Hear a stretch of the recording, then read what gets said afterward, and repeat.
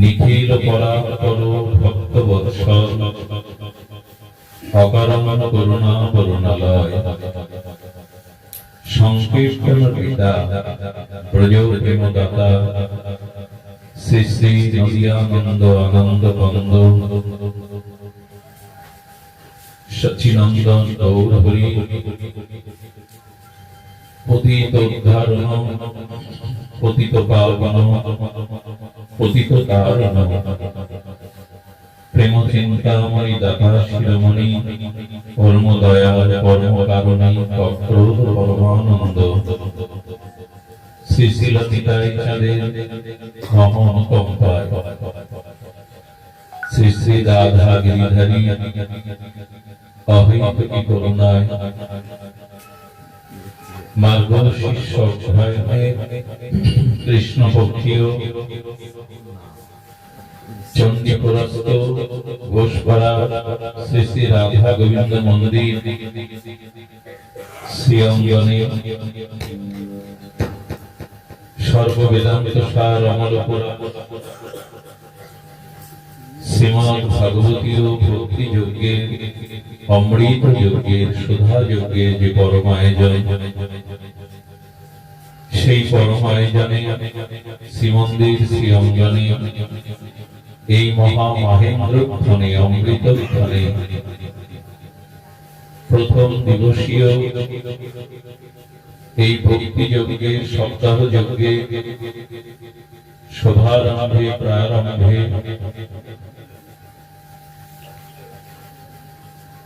যিনি ভবসাগর কারণের একমাত্র কারণ,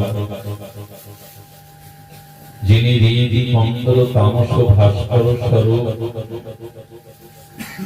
যার নামে ত্রয় পাপ হরণ হয়, যিনি কুল কুণ্ডলিনী শক্তির জাগরূপ, যিনি ভবরোগ মহা ঔষধি, যিনি আমার অশান্ত মনের অঙ্কুশ স্বরূপ, যার মহিমা জগৎ বিদিত, সেই পরম আরাধ্য অস্মদীয় জীবন ধন জীবন সর্বস্ব প্রাতঃস্মরণীয় পরম বন্দনীয় শ্রী শ্রী গুরু মহারাজের আতুল আতুল চরণারবিন্দে পরার্থ কোটি দণ্ডবৎ প্রণতি। সমাগত ভাগবত কথা প্রেমিক অনুরাগী সাধুজন বৈষ্ণবজন মহান্তজন সংকীর্তন আচার্য রসকবিদগণ, শ্রদ্ধাশীলা ধর্মশীলা ধর্মমূর্তি দেবীমূর্তি ভাগবতী কল্যাণিয়া মাতৃশক্তি মাতৃগণ,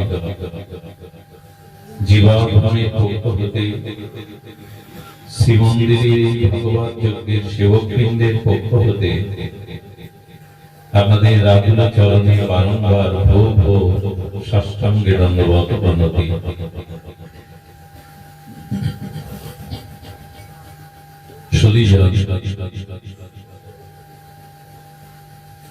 ভাগবত সর্ববেদান্ত সার অমল পুরাণের আজ কিছুটা মহিমা আমাদের আচার্যগণ যেভাবে ব্যক্ত করেছেন, সেটি আমাদের একটু পরিচয় নেওয়া, জ্ঞাত হওয়া, সাধনা করা উচিত। ভাগবত প্রসঙ্গে স্বয়ং আজান্ত ব্রহ্মচারী মায়ামুক্ত তুরীয় তত্ত্ব পরমহংস কুলতিলক শ্রী শ্রী সুখদেব ভগবান, তিনি ভাগবত প্রসঙ্গে প্রথমেই বলেছেন নিগম কল্পতরু গলিতম ফলম সতমুখদা ধ্রুব অমৃত সংযুতম পিবত ভাগবত রসমালয়া মোহরত রসিকা ভবি ভাবুকা। এই পরমহংস কুলতিলক তিনি ব্যক্ত করছেন ভাগবত মহামহিমা, বলছেন নিগম কল্পতরুর গলিতম ফলম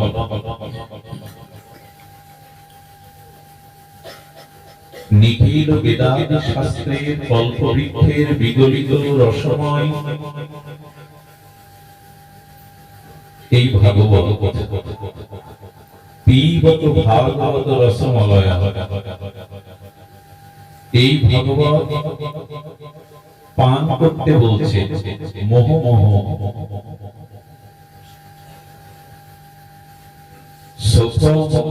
দ্রবণমৃত সংযুতম,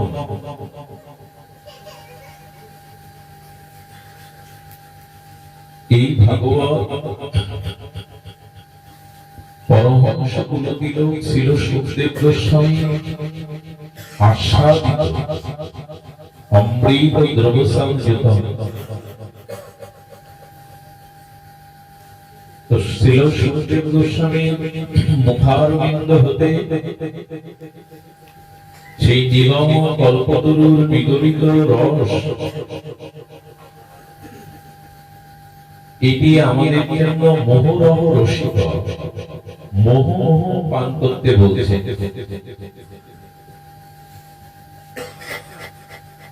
মোহরহ রসিক ভুবি ভাবুকা, ভাবুক জনের রসিক জনের মোহ মোহ, এই অমৃত পান রসের কথা বলছেন। পিবত পান করো, শ্রবণ নয়, কর্ণপুটে হরিকথা অমৃত পান করো।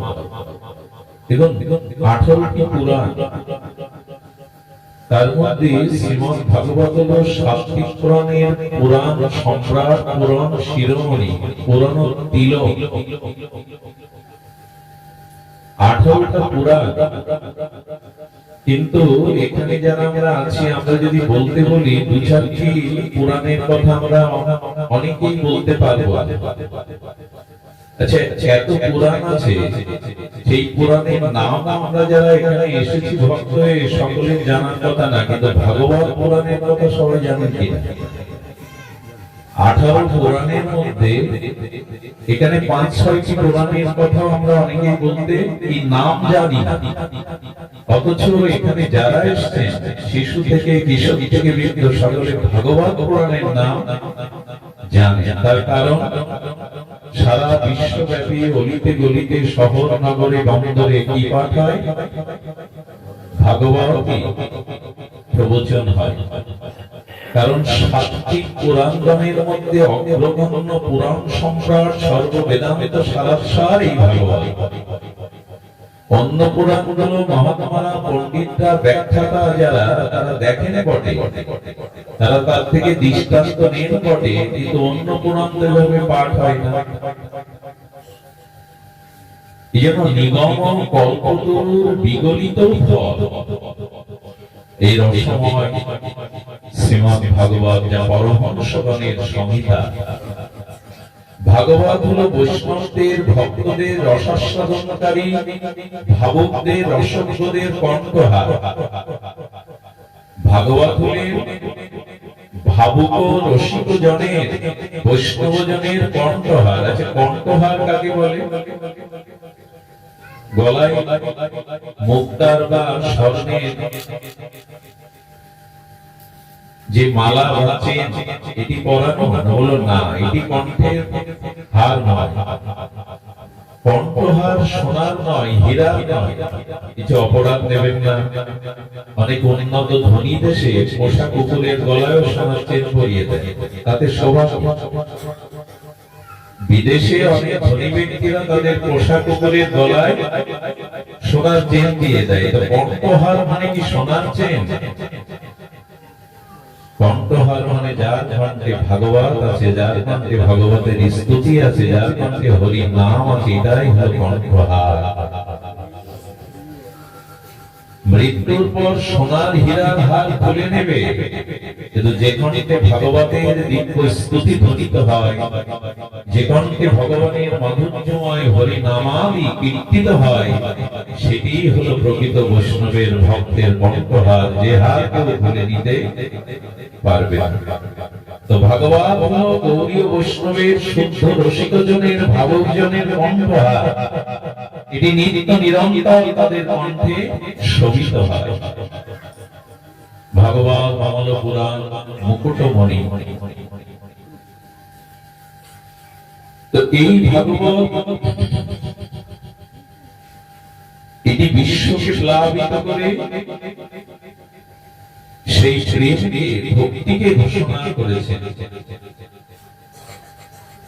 দেখুন, জিজ্ঞাসা করা হলো কেন ভাগবতের এত মহিমা, তো সেখানে বলা হচ্ছে ভাগবত হলো নির্মৎসর গণের এটি আশ্বাস্ত ধর্ম অর্জিত কৈতবত্র পরম নির্মল শরণং শতম। খুব ধ্যান দিন, একটু ভাগবতের মহিমা প্রথম দিন তো জানতেই হবে। বস্তু তত্ত্ব তো মহিমা না জানলে সে বস্তুর প্রতি অনুরাগ সৃষ্টি হয়। একজন কৃষক তার জমি চাষ করতে গিয়ে যদি কোহিনূর হীরা পান, হীরা সম্পর্কে অজ্ঞ এই গ্রামীণ কৃষক যদি ওটাকে আর তিনি কাছের টুকরো ভেবে তার বাচ্চাকে খেলতে দেন, চকমক করছে, এটি খেলতে কখন দেবেন, অবহেলা কখন করবেন, যখন তার হীরা নাই। কিন্তু কোন জহুরি যদি 2-4 দিন পরে এসে বলে তুমি তো ধনী হয়ে গেছো, সম্রাট হয়ে গেছো, জগতের অন্যতম শ্রেষ্ঠ সম্পদ তোমার গৃহে, এটা কাছের টুকরো নয়, এটা হীরা, তাহলে কি গতদিনের মতো ওকে অশ্রদ্ধা করবে, এখানে সেখানে ফেলে রাখবে? বস্তুর মহিমা বা তত্ত্ব জানলে সেই বস্তুর প্রতি শ্রদ্ধা, অনুরাগ এগুলি বেড়ে যায়। তো ভাগবতের প্রথম দিবসীয় ভাগবতের মহিমায় আমাদের জ্ঞাত হওয়া, আলোচনা করা, কীর্তন করা প্রয়োজন। যদিও বহুবার আস্বাদন করেছেন, তবে এটা তৃষ্ণা নিত্য নিরন্তর বৃদ্ধি পায় ভাগবতের মহিমা শ্রবণে, পুনঃ পুনঃ শ্রবণে। এই জন্য মোহরহ রসিক ভাবু ভুবি ভাবুকা, মোহ মোহ পান করো, প্রতিক্ষণে পান করো। সুধীজন, ধর্ম অর্জিত কৈতব অগ্রপরাম নির্মৎ শরণম শতম। ভগবত কি তত্ত্ব? যে ধর্মের মধ্যে অর্জিত কৈতব, অর্থাৎ ব্যাসদেব ইতিপূর্বে ছিল কৃষ্ণ চৈতন্য বেদব্যাস, ইতিপূর্বে যত বেদ বিভাজন করে উপনিষদ পুরাণ আদি তিনি রচনা করেছেন, সেই পুরাণগুলোর মধ্যে উনি বলছেন কৈতব অর্থাৎ কপটতা ছিল। ধ্যান দিয়ে শুনুন, বলেন সেই পুরাণের মধ্যে কপটতা ছিল। ধর্ম অর্জিত কৈতব অগ্রপরাম, কিন্তু ভাগবত হলেন সেই শাস্ত্র যে শাস্ত্রের মধ্যে কোনো কপটতা, অর্থাৎ ধর্মের মধ্যে যে কপটতা ছিল, গ্রন্থের মধ্যে যে কপটতা ছিল, সেই কপটতাকে পরিত্যাগ করে বিশুদ্ধ নিষ্কপট শাস্ত্রই হলো ভাগবত। ধর্ম অর্জিত কৈতব অগ্রপরাম, অর্জিত কৈতব মানে কপটতা ছিল ধর্মের মধ্যে, অন্য গ্রন্থের মধ্যে। কি কপটতা? বলেন অন্যান্য শাস্ত্রের মধ্যে জ্ঞান কাণ্ড, কর্মকাণ্ডের দ্বারা ব্যাসদেব লিখেছেন, জানিয়েছেন জগৎকে যে ধর্ম বললে আর উপাসনা করলে, এই পুরাণ আদি চর্চা করলে, বেদাদি কর্মকাণ্ড ক্রিয়াকাণ্ড চর্চা করলে তুমি কিভাবে ধর্ম, অর্থ, কাম, মোক্ষ, এগুলি হলো কপটতা। ধর্ম, অর্থ, কাম, মোক্ষ এগুলি কপটতা, এগুলো জীবের নিজ সুখের বাসনা, এতে প্রিয় পরম ইষ্ট সুখের কোন সম্বন্ধ নাই। ধর্মকে ঈশ্বর করেন না আমরা পালন করি, আর আমরা পালন করি কেন? বেঁচে থাকার জন্য অর্থ, কামনা, বাসনা পূরণের সামর্থ্য চাই। তাই ধর্মকে পরিপূরণ করার জন্য অর্থ, আর অর্থ কেন প্রয়োজন? ধর্মের সাথে সাথে কামনা পূরণের জন্য। আর যখন জগতের এই কামনা যুগ যুগান্তর, কল্প কল্পান্তর, পুনঃ পুনঃ জন্ম মৃত্যু চক্রে ভোগে ভোগে গিয়ে ক্লান্ত হই, তখন বুঝি জগতে রাজা হয়ে ভোগ করেও সুখ নেই, সুখ মনে এই জন্ম মৃত্যু এড়াতে পারলে মুক্তি পেলে, তো সেই মুক্তিটাও নিজ সুখের বাসনা। এই জন্য বলে অন্যান্য গ্রন্থগুলোতে এই কপটতা মিশানো ছিল। ধর্ম করলে, কর্ম করলে, জ্ঞান অর্জন করলে ধর্ম অর্থ কাম মোক্ষ পাবে। এগুলি একটিও ভগবানের সুখের জন্য নয়, সব নিজ সুখের জন্য। এই জন্য কথা বলছে মুক্তি কার প্রয়োজন? ভগবানের। যিনি বন্ধনই যার নাই তার আবার মুক্তির প্রসঙ্গ? বন্ধনে তো আমরা, এই জন্য আমাদের মুক্তি প্রয়োজন, ভগবানের না। তিনি তো মুক্তি দাতা। আর অর্থ কার প্রয়োজন? লক্ষ্মী দেবী যার চরণ সেবা করবে তার অর্থের প্রয়োজন। অর্থ প্রয়োজন আমাদের। কামনা পূরণ, ভগবান আত্মকাম, তার কোন কামনা পূরণের জন্য কারো কাছে হাত পাততে হয় না। এবার একটা ঘরে ঢুকে দেখছেন কোনো কিছুই দেখা যাচ্ছে না, সব অন্ধকার। এই বারোটায় কথা হচ্ছে, কারা এরা? তুলে দিন এদের।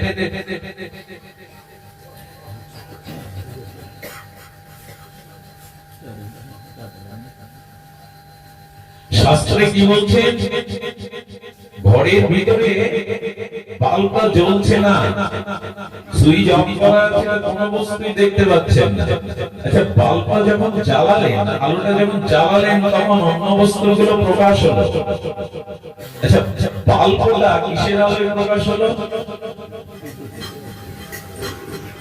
বাল্বটা তো ঘরে ছিল, কিন্তু সুইচ অফ করাতে বাল্বটাও দেখা যাচ্ছিল না। কিন্তু বাল্বের আলোটা যখন অন করে দিলেন, তখন অন্য বস্তুগুলো দেখলেন, আর বাল্বটাকেও। বাল্বটাকে কোন আলো দেখাচ্ছে? অন্য বস্তুগুলো নাকি বাল্বের আলো দেখাচ্ছে? বাল্বটাকে পরিচয় করিয়ে দেখাচ্ছে কোন আলো? ওটা তার নিজেরই আলো। তেমনি ভগবান আত্মকাম, পূর্ণকাম, তিনি পূর্ণ। তার কামনা বাসনা পূরণ অন্যের কাছ থেকে ধার নিতে হয় না। তিনি পূর্ণ, স্বরাট, বিভু, চৈতন্যময়। তো ভগবানের ধর্ম অর্থ কাম মোক্ষ প্রয়োজন নেই, এগুলি জীবের প্রয়োজন। তাই জীব এগুলি পাওয়ার জন্যই ক্রিয়াকাণ্ড, কর্মকাণ্ড, সাধন ভজন করে। আর অন্যান্য শাস্ত্রে এই চতুর্থ পুরুষার্থের কথাই বলা আছে। চতুষ্টয় পুরুষার্থ, ধর্ম অর্থ কাম মোক্ষ। বলে ব্যাসদেব আবার চিন্তা করলেন, এই চারটি দিয়েও আমিও সুখী হতে পারিনি, জীবকেও পরমানন্দ দিতে নিখিল বেদাদি শাস্ত্র পরিষদ দিয়ে ব্যাসদেব বললেন, আমিও আনন্দ পাইনি, আর জীবকেও প্রকৃত আনন্দ দিতে পারেনি। তাই তিনি দেবর্ষিবাদ নারদের কৃপায় সমাধি যোগে ভাগবত রচনা করলেন। সমাধিস্থ হয়ে লীলা দর্শন করে করে ভগবানের জ্ঞানমূর্তি ব্যাসদেব বললেন, এবার ভাগবত থেকে আমি কৈতব তুলে নিয়েছি। কি তুলে নিয়েছি? কৈতব, কপটতা শূন্য। শাস্ত্রই হলো ভাগবত। ওখানে ধর্ম তো কাম্যক্ষ আমি রাখিনি, আমি রেখেছি উনি অহিতুকি নিষ্কাম বিশুদ্ধ ভগবান প্রেম। এটি পঞ্চম পুরুষার্থ। ধর্মার্থ কাম্যক্ষ এই চারটি হলো চতুর্থ পুরুষয়, কিন্তু পঞ্চম পুরুষার্থ এই প্রেম। এই প্রেমের কথায় ভাগবত বলেছেন, নির্মল শরণং শতম। এই শাস্ত্র কাদের জন্য? এই শাস্ত্রকে যারা অধিগত করবে, আস্বাদন করবে, রস যারা পান করবে, ভাগবত যারা মনন করবে, তারা নির্মৎসর। এই কপটতা গুলো তাদের মধ্যে ধর্ম অর্থ কাম মোক্ষ নিজ সসুখ স্বার্থ সিদ্ধি বাসনা থাকবে না। তারা ভগবানকে সেবা আনন্দ ব্যতীত, প্রেম শুদ্ধা ভক্তিকে বলা ভক্তি ব্যতীত অন্য কিছু চাইবে না। এইখানে বলছেন নির্মৎসর কাকে বলে? অন্যের সুখ দেখে, অন্যের সুখে যারা কষ্ট পায়, যন্ত্রণা পায়, হৃদয়ে জ্বালা হয়, তাকে বলে মাৎসর্য। ভাগবত এই মাৎসর্য বিহীনী তত্ত্ব রসমৃত পান করান যারা, যারা পান করেন, ভাবুকজন, রসিকজন, মননশীল জন, তাদের ভিতরে মাৎসর্য থাকবে না। এই মাৎসর্যটা কেমন জানেন? অপরের সুখ যারা দেখতে পারে। এই হিন্দিতে মাৎসর্য শব্দটা থেকে মৎসর এসেছে, মানে মশা। এই মশার সাথে মাৎসর্য শব্দটার একটা মিল আছে। আপনি সারাদিন কাজ করবেন, তখন মশা আপনার ব্যাঘাত করবে না। কাজ করছেন, অফিসে আছেন, কর্ম করছেন, কিন্তু সারাদিন ক্লান্ত হয়ে শ্রান্ত হয়ে যখন ঘুমাতে যাবে, কখনো উদয় এসে কানের কাছে ঘন ঘন করে আপনার সুখটাকে, শান্তিটাকে, আপনার ঘুমটাকে নষ্ট করে দেবে। তো তারাই মাৎসর্য দোষে দোষী, যারা অন্যের সুখে বিঘ্ন ঘটায়, জ্বালা সৃষ্টি করে, অন্যের সুখ দেখতে পারে না। মশার কাজ দেখবেন তাই, সারাদিন খোঁজ নেই, ক্লান্ত হয়ে একটু বিশ্রাম নিতে গেছেন, একটু শয়নের সুখ পাবেন, ওইখানে কানের কাছে এসে আপনার নিদ্রাকে বিঘ্ন করবে, আপনাকে সুখ পেতে দেবেন।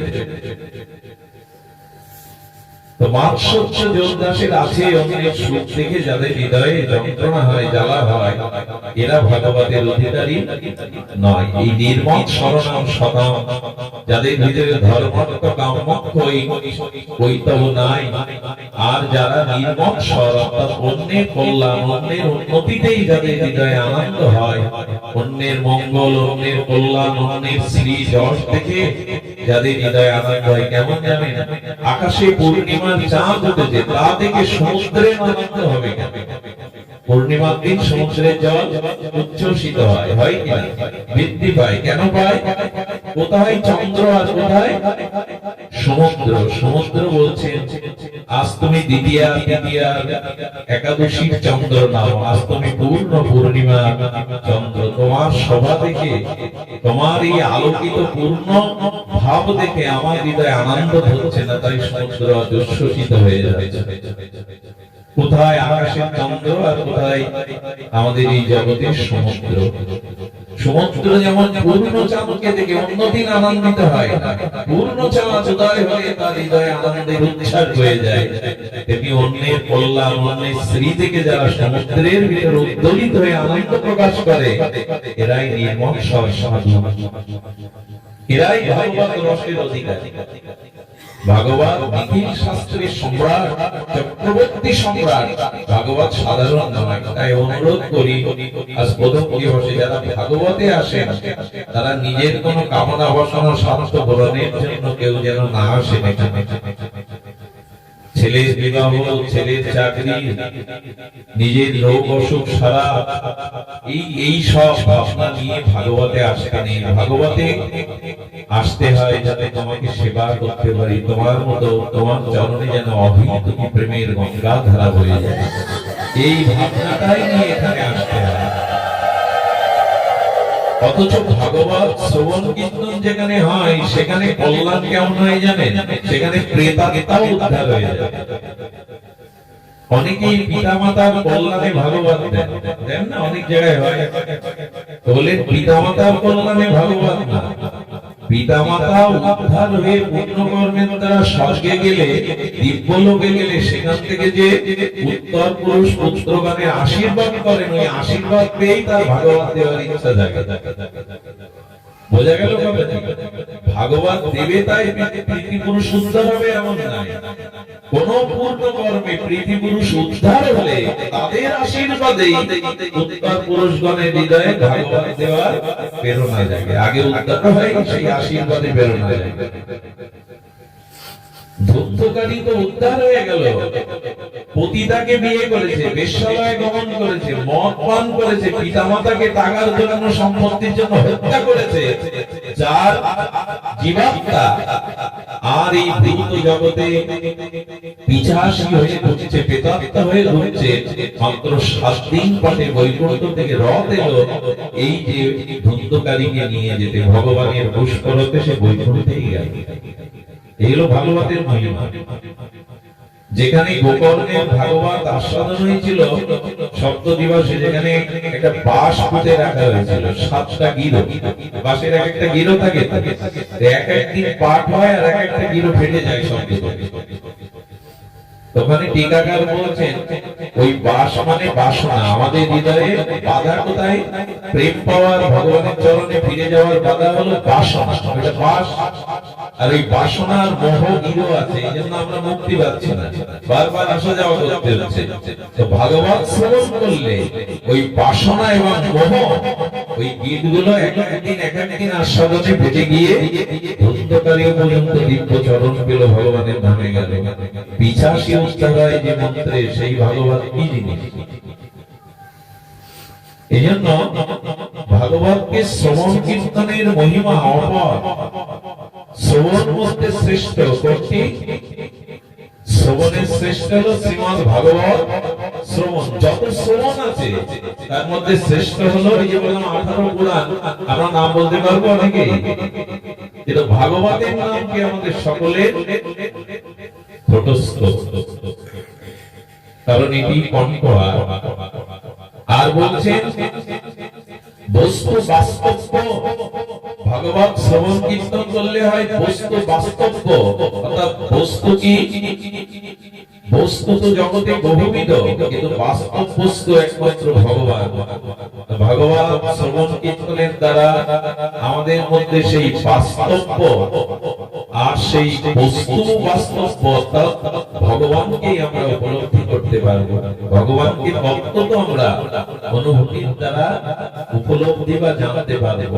শিবদম, শিবদম মানে শিব শব্দের অর্থ হলো কল্যাণ বা মঙ্গল। ভগবত শ্রবণ কীর্তনে জীবের অত্যান্তিক মঙ্গল হয়। শিবদম, সুখদেব ভগবান বলছেন এটা শিবদম, এটি শ্রবণ কীর্তনের সাথে সাথে জীবের পরম মঙ্গল হয়। আর তাপত্রয় অনুমিলন, অর্থাৎ আমাদের যে তাপ আছে এই তাপের সবগুলো উৎপাদন করে দেয় যদি কেউ ভাগবত শ্রবণ করে।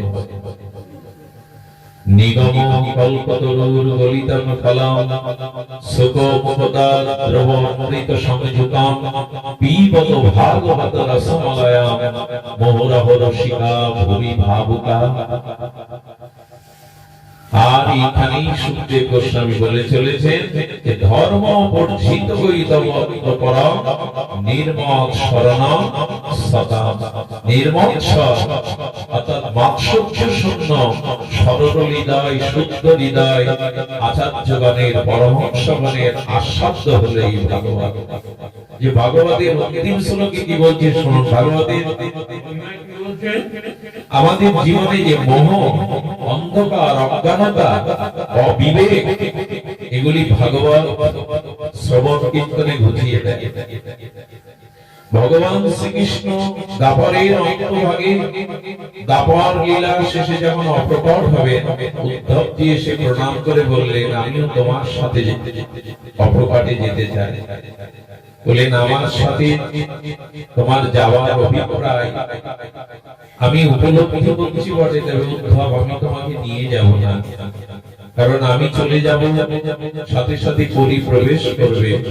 আর এই কলি ঘোর অতিমিরে অন্ধকারে তোমার মতো ভক্ত ভগবান ধর্ম তুমি প্রচার করে কলির জীবকে রক্ষা করে। তুমি এই মুহূর্তে আমার সাথে যাবে না। তো বলছেন কাল কবলিত কলির প্রবেশ করলে যে ভোগ তামসিকতায়, রাজনীতিতায়, মোহ অন্ধকারে, বৃত্তি প্রবৃত্তিতে ধ্বংস হয়ে যাবে ভগবান। তুমি অপ্রকট উচ্চতা তোমার এই জগতের জীবের কি অবস্থা হবে।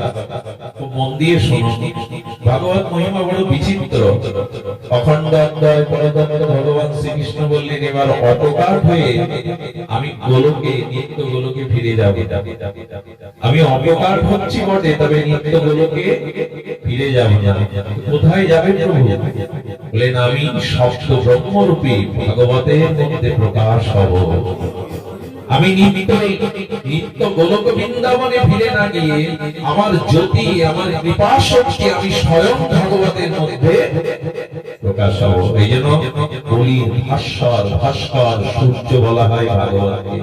কলি তো অন্ধকার, এখানে কামনা, বাসনা, অহংকার, ভোগ প্রবৃত্তিতে চারিদিকে অন্ধকার নেমে আসছে। কলি ঘোর তিমিরে গণেশল জগজন ধর্ম কর্ম রহদ কলম দোষণীরে রাজায় আমাদি, দোষের রাজা এই যুগ। নারদজি বলতে বলতে বলছেন কেমন দোষ? বলেন এখানে ত্যাগ নেই, তপস্যা নেই, দান নেই, আর এখানে সত্যও নাই। তাছাড়া কি ধর্মের 4টি অঙ্গতা 3টাই প্রায় নাই, তপস্যাও নাই। আমাদের বলছেন জানটা একটু টিকে আছে, তপস্যা নাই। আর আমাদের ভিতরে বলছেন যে সত্য নাই, শৌচও তো নাই, শুচিতা পবিত্রতা কোথায় এখন মানুষের? আগেকার দিনে দেখেছি মানুষ আসনে বসে খেত, নিয়মমূলক হস্তপদ ধৌত করে আসনে বসে সনাতন হিন্দুর খাওয়া, ঈশ্বরের নামকে স্মরণ করে খাওয়া। এখন তো অধিকাংশ মানুষ দাঁড়িয়ে খায়, ডাইনিং টেবিলে খায়, এগুলো নিয়ম ছিল না। আরো কি দুর্দশা জানেন, এখন যজ্ঞের আনন্দ বাজারের চেয়ার টেবিলের ব্যবস্থা করা হচ্ছে ডেকোরেটরে, জুতো পায়ে দিয়ে মানুষ দাঁড়িয়ে ভগবানের প্রসাদ খায়। একেই বলে করি, প্রথম তো এইভাবে আসবে। অন্ন কখনো অন্ন ব্রহ্ম, তাকে জুতো পায়ে দিয়ে পাওয়া যায়? আমি নাম বলবো না, মাঝে এক জায়গায় দেখলাম হরিদাস ঠাকুরের আবির্ভাব উৎসব হয়েছে বড় বড়, সেখানে জুতো পায়ে দিয়ে ভক্তদের পাতে প্রসাদ দেওয়া হয়েছে।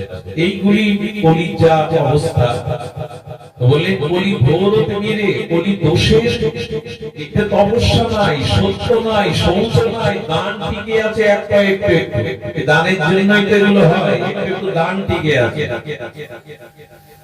ধর্মের চারটি স্তম্ভ তো তিনটি ভেঙে গেছে, এই দান একটু একটু করে দাঁড়িয়ে আছে। সত্য কোথায়, তপস্যা কোথায়? 2 ঘন্টা মানুষ এখানে বসে হরিকথা শুনতে পারে না, ঝিমায় ঘুমায়, কথা বলে, চিন্তা করে। 2 ঘন্টা যে মানুষ বসে এরকম নিরিবিল সুন্দর মনোময় পরিবেশে হরিকথা শোনার আগ্রহ নেই, তার তপস্যা আছে কি? আর সত্য আমাদের মধ্যে থেকে তো বিদায় নিয়ে চলেছে। উদ্ধব বলেছিল কলির এই দোষের রাজা। নারদজি বলছে, নারদ দুঃখের কথা শুনুন, এখন ভাইয়ের পরামর্শ নাই, না দেয় শ্যালকের পরামর্শ। বইয়ের ভাইয়ের পরামর্শ নাই, নিজের ভাইয়ের পরামর্শ কেউ নিতে চায়। স্বামী স্ত্রীতে প্রতি পরিবারে কলহ, সেখানে শান্তি নাই, একে অপরের প্রতি বিশ্বাস নাই। তীর্থগুলো আজ ক্ষমতাবানদের দখলে চলে গেছে, আশ্রমগুলো যার ক্ষমতা আছে, অর্থ আছে, সেই আশ্রম দখল করে নিতে। আমি এখানে সভাপতি, আমি এখানে পদমর্যাদায়। কলির দুর্দশা দেবশিবাদ নারদ শরণাগতি তো আগে বলে গেছিলেন, এখন আমরা তা দেখতে পাচ্ছি। বলে বলো দশ নিধে, বলা হলো দশের নিধি। সেখানেই গোবিন্দ বললেন, আমি অপকার করছি, কিন্তু এই ঘোর কলির অন্ধকার তিমিরে আমি ভাগবত সূর্য রূপে প্রকাশ হয়ে জীবের সমস্ত অন্ধকার দূর করে দেব। আমি ভাগবত সূর্য হয়ে জীবের অন্ধকার দূর করে দেব। এই জন্য ভাগবতের উজ্জ্বল প্রেমময় জ্যোতি সত্য যেখানে প্রকাশ হয়, সেখানে অন্ধকার থাকে না। আপনি লক্ষ্য করবেন, অন্যান্য অনুষ্ঠান যাগযজ্ঞ আর ভাগবত অনুষ্ঠানের পরিবেশ এক নয়। এখানে মানুষের চিন্তা এতটা শুদ্ধ হয়ে যায়, এখানে বিকার থাকে না মানুষের। কারণ ভাগবত সাক্ষাৎ ভগবান, শ্রী ভগবানের পূর্ণ অবয়ব হলেন এই ভাগবত। ভগবানই ভাগবত। এই যে আমরা গাইলাম ভাগবত আরতিতে কি হয়, শ্রী ভগবান শ্রী ভাগবত ভগবান কা আরতি, মানে এটি ভগবানই ভাগবত রূপে রস অক্ষর ব্রহ্ম রূপে প্রকাশ হয়েছে। ভাগবত স্বয়ং ভগবান। সেই ভাগবতের যারা শ্রোতা হয়ে শ্রবণ করতে আসেন, তাদের এক জন্মের ভাগ্য না, বহু জন্মেন, বহু জন্মের স্বীকৃতি সৌভাগ্য একত্রিত হলে তবে সে ভাগবত শ্রবণের ভাগ্য হয়, সাধু সঙ্গে হরিকথা শ্রবণের ভাগ্য হয়। বহু জন্মেন সমার্জিতেন, বহু জন্মের সমর্জিত পূর্ণকৃত রাশি একত্রিত হলে তবে সাধু সঙ্গ হরিকথা শ্রবণের কারো হৃদয়ে প্রেরণা আসে। ভগবান কৃপা ছাড়া কেউ এই ভাগবত শুনতে সমর্থ নন। ভগবানই কৃপা করে আর জীবের হৃদয়ে প্রেরণা দিয়ে তার বহু জন্মের সুকৃতি সমার্জিতেন যদি অর্জিত থাকে, তখনই সেই জীব ভাগবত শ্রবণের ভাগ্য পায়। আর ভাগবত শ্রবণে কি হয়, অজ্ঞান হেতু মোহ অন্ধকার বিনাশন। জীবের হৃদয়ে অজ্ঞান, অজ্ঞান কাকে বলে, মূর্খ কাকে বলে? আমাদের গ্রামগঞ্জে যারা ভাগ্যের বিড়ম্বনায় অভাবে লেখাপড়া শিখতে পারেনি, তাদেরকে আমরা মূর্খ অজ্ঞানী বলি। আরে ও অজ্ঞান, ওর কোনো জ্ঞান নেই, ও লেখাপড়া জানা নেই। কিন্তু শাস্ত্রে বলছে যারা MA BA পাস করেও বড় বড় ডিগ্রি নিয়েও তারাও অজ্ঞান। কারণ তারা আকাশের খবর রাখে, সৌরজগতের খবর রাখে, তারা সমুদ্রের তলদেশের খবর রাখে, কিন্তু খবর রাখে না আমি কে, আমার পরিচয় কি। এই জন্য তারাই অজ্ঞান, যারা লেখাপড়া জেনেও নিজেকে জানে না, জগৎকে জানে, মহাকাশকে জানে, সমুদ্রের তলদেশকেও গবেষণা করে বের করে কি আছে, কিন্তু নিজেকে জানে না যে আমি কে, আমার প্রকৃত পরিচয় কি। এই জন্য লেখাপড়া জানলেও তিনি মূর্খ। চারিবেদ সদর্শন পড়িয়াছে যে জন, সে যেন গৌরমূল নাহি ভাজে, বিধাতার অধ্যয়ন আলোচন বিহীন জন, অন্ধের দর্পণ কিবা কাজে। গৌড়ীয় আচার্য মহাজন বললেন, চারিবেদ সদর্শন পড়েছ অথচ গৌর চরণে তোমার ভক্তি নাই। তুমি বেদ অধ্যয়ন করে উঠি পেলে, বিধাতার অধ্যয়ন, কারণ অন্ধ ব্যক্তির সামনে লোচন আয়না ধরে কিলা হোক সুন্দরী রমণী, কিন্তু জন্মন্ত সুন্দরী যুবতী রমণীর সামনে আয়না ধরলে কি হবে, বৃথা। তেমন অনেক কিছু জানো, নিজেকে জানো না, ভগবানকে জানো না, তুমি অজ্ঞান। এই ভাগবত শ্রবণ করলে প্রথমত এই অজ্ঞানটা দূর হয়। অজ্ঞান মহামহিত অন্ধকার, আর অজ্ঞানের থেকে আরো গাঢ় মোহ। মোহ সহজে যেতে চায় না জীবে। যেমন রাবণ বেদের ভাষ্য রচনা করেছিলেন, চিন্তা করতে পারে, রাবণ এত বড় পণ্ডিত, এত বড় সাধক তপস্বী, বেদের ভাষ্য রচনা করেছিলেন, যে বেদজ্ঞ ভগবান শিবের যিনি শিষ্য, যিনি পুলস্ত ঋষির বংশধর, বিশ্বশ্রবা মুনির পুত্র, যার ভাই রাম ভক্ত বিভীষণ, যার স্ত্রী মহাসতী মন্দাদরী, সে মোহগ্রস্ত হয়ে সীতাকে ভোগের দৃষ্টিতে তাকাল। মোহ আরো ভয়ানক, এই জন্য জীবের মোহ সহজে যায় না। এই মোহকৃত যে অন্ধকার, অর্থাৎ নিজেকে না জানা, ভগবানকে না জানা, তত্ত্বকে না জানা, এই অন্ধকার মোহকৃত অজ্ঞানতাকে বিনাশ করে ভালোবাসা। তদোদয়িত বিবেক, নারদজি বলছেন, আর ভাগবতের সবথেকে বড় প্রাপ্তি বিবেক জেগে ওঠে। মানুষের জীবনে আজ বিবেক ভ্রমন্ত, আর চারিদিকে পৃথিবীতে যা ঘটছে তা বিবেকহীন কাজ। শিশু হত্যা হচ্ছে, নারী হত্যা হচ্ছে, আজ দুর্বলের প্রতি অত্যাচার করা হচ্ছে, বিবেক কোথায় আছে? পিতামাতাকে আমরা দুমত অন্ন দিয়ে তাদের সেবা করতে পারছি না, বৃদ্ধাশ্রমে পাঠিয়ে দিচ্ছি। সন্তান জন্ম দিয়ে তার পিতৃ পরিচয়, মাতৃ পরিচয় দেব না বলে অনাথ আশ্রমে রেখে আসছে। বিবেক কোথায় মানুষের? বর্তমান পৃথিবীতে সবথেকে যেটা প্রয়োজন এই বিবেকের। ভগবান বললেন, বিবেকের মধ্যেই আমার বাস। বিবেক যার নেই সে মানুষ পশু, ধর্মহীনাদি পশুই সমানা। যার বিবেক জাগ্রত হয়নি সে মনুষ্যত্বের পরিচয় আজ দিতে পারেনি। এই ভাগবতে আসলে তদোদয়ে বিবেক, বিবেকের উদয় হয়। বিবেক জেগে ওঠে একমাত্র ভাগবতে, সাধু সঙ্গে। বিনো সাধু সঙ্গ বিবেক না হই, রাম কৃপা বিনা সুলভ না সই। গোস্বামী তুলসীদাস বললেন, সাধু সঙ্গে হরিকথা ছাড়া কারো বিবেক জাগবে না। আদি চণ্ডীপুরস্থ রাধা মাধব গোবিন্দ মন্দিরে যে ভাগবত 7 দিন ব্যাপী এই ভাগবত মহাযজ্ঞের, এই ভগবত অমৃত যজ্ঞের, ভক্তি যজ্ঞের আয়োজন, এখানে কেন আসতে হবে? কারণ বিবেক বিশ্ববিদ্যালয়ে পাওয়া যাবে না, বিবেক কারো কাছে পাওয়া যাবে না। এক সাধু সঙ্গ ভাগবতে ছাড়া বিবেক উদয় হয় না, বিবেক জাগ্রত হয়। এই ভাগবতের মহিমা তো অনন্ত সিন্ধুর মতো। তবু আমরা প্রথম দিন তো ভাগবতের মহিমা একটু আমাদের বলতে হবে, এটা বিধি, এটা নিয়ম। কোন বস্তু তত্ত্ব না জানলে বস্তুর প্রতি আমাদের আকর্ষণ হোক, তার প্রতি আমাদের অনুরাগ হোক, এগুলি জন্মাবে না। আর এই ভাগবত দেখুন বলছেন অভূতপূর্ব, এই যে অজ্ঞানতা মোহ, এই যে অজ্ঞান মোহ অন্ধকার কবে যাবে জানেন? এইটি আসতেই থাকবে যতদিন পাপ আছে। পাপ থেকে অজ্ঞানতা, অন্ধকার, মোহ, পতন এগুলি শুরু হয়। পাপের অপর সবচেয়ে সরলতর যার দ্বারা পতন হয়।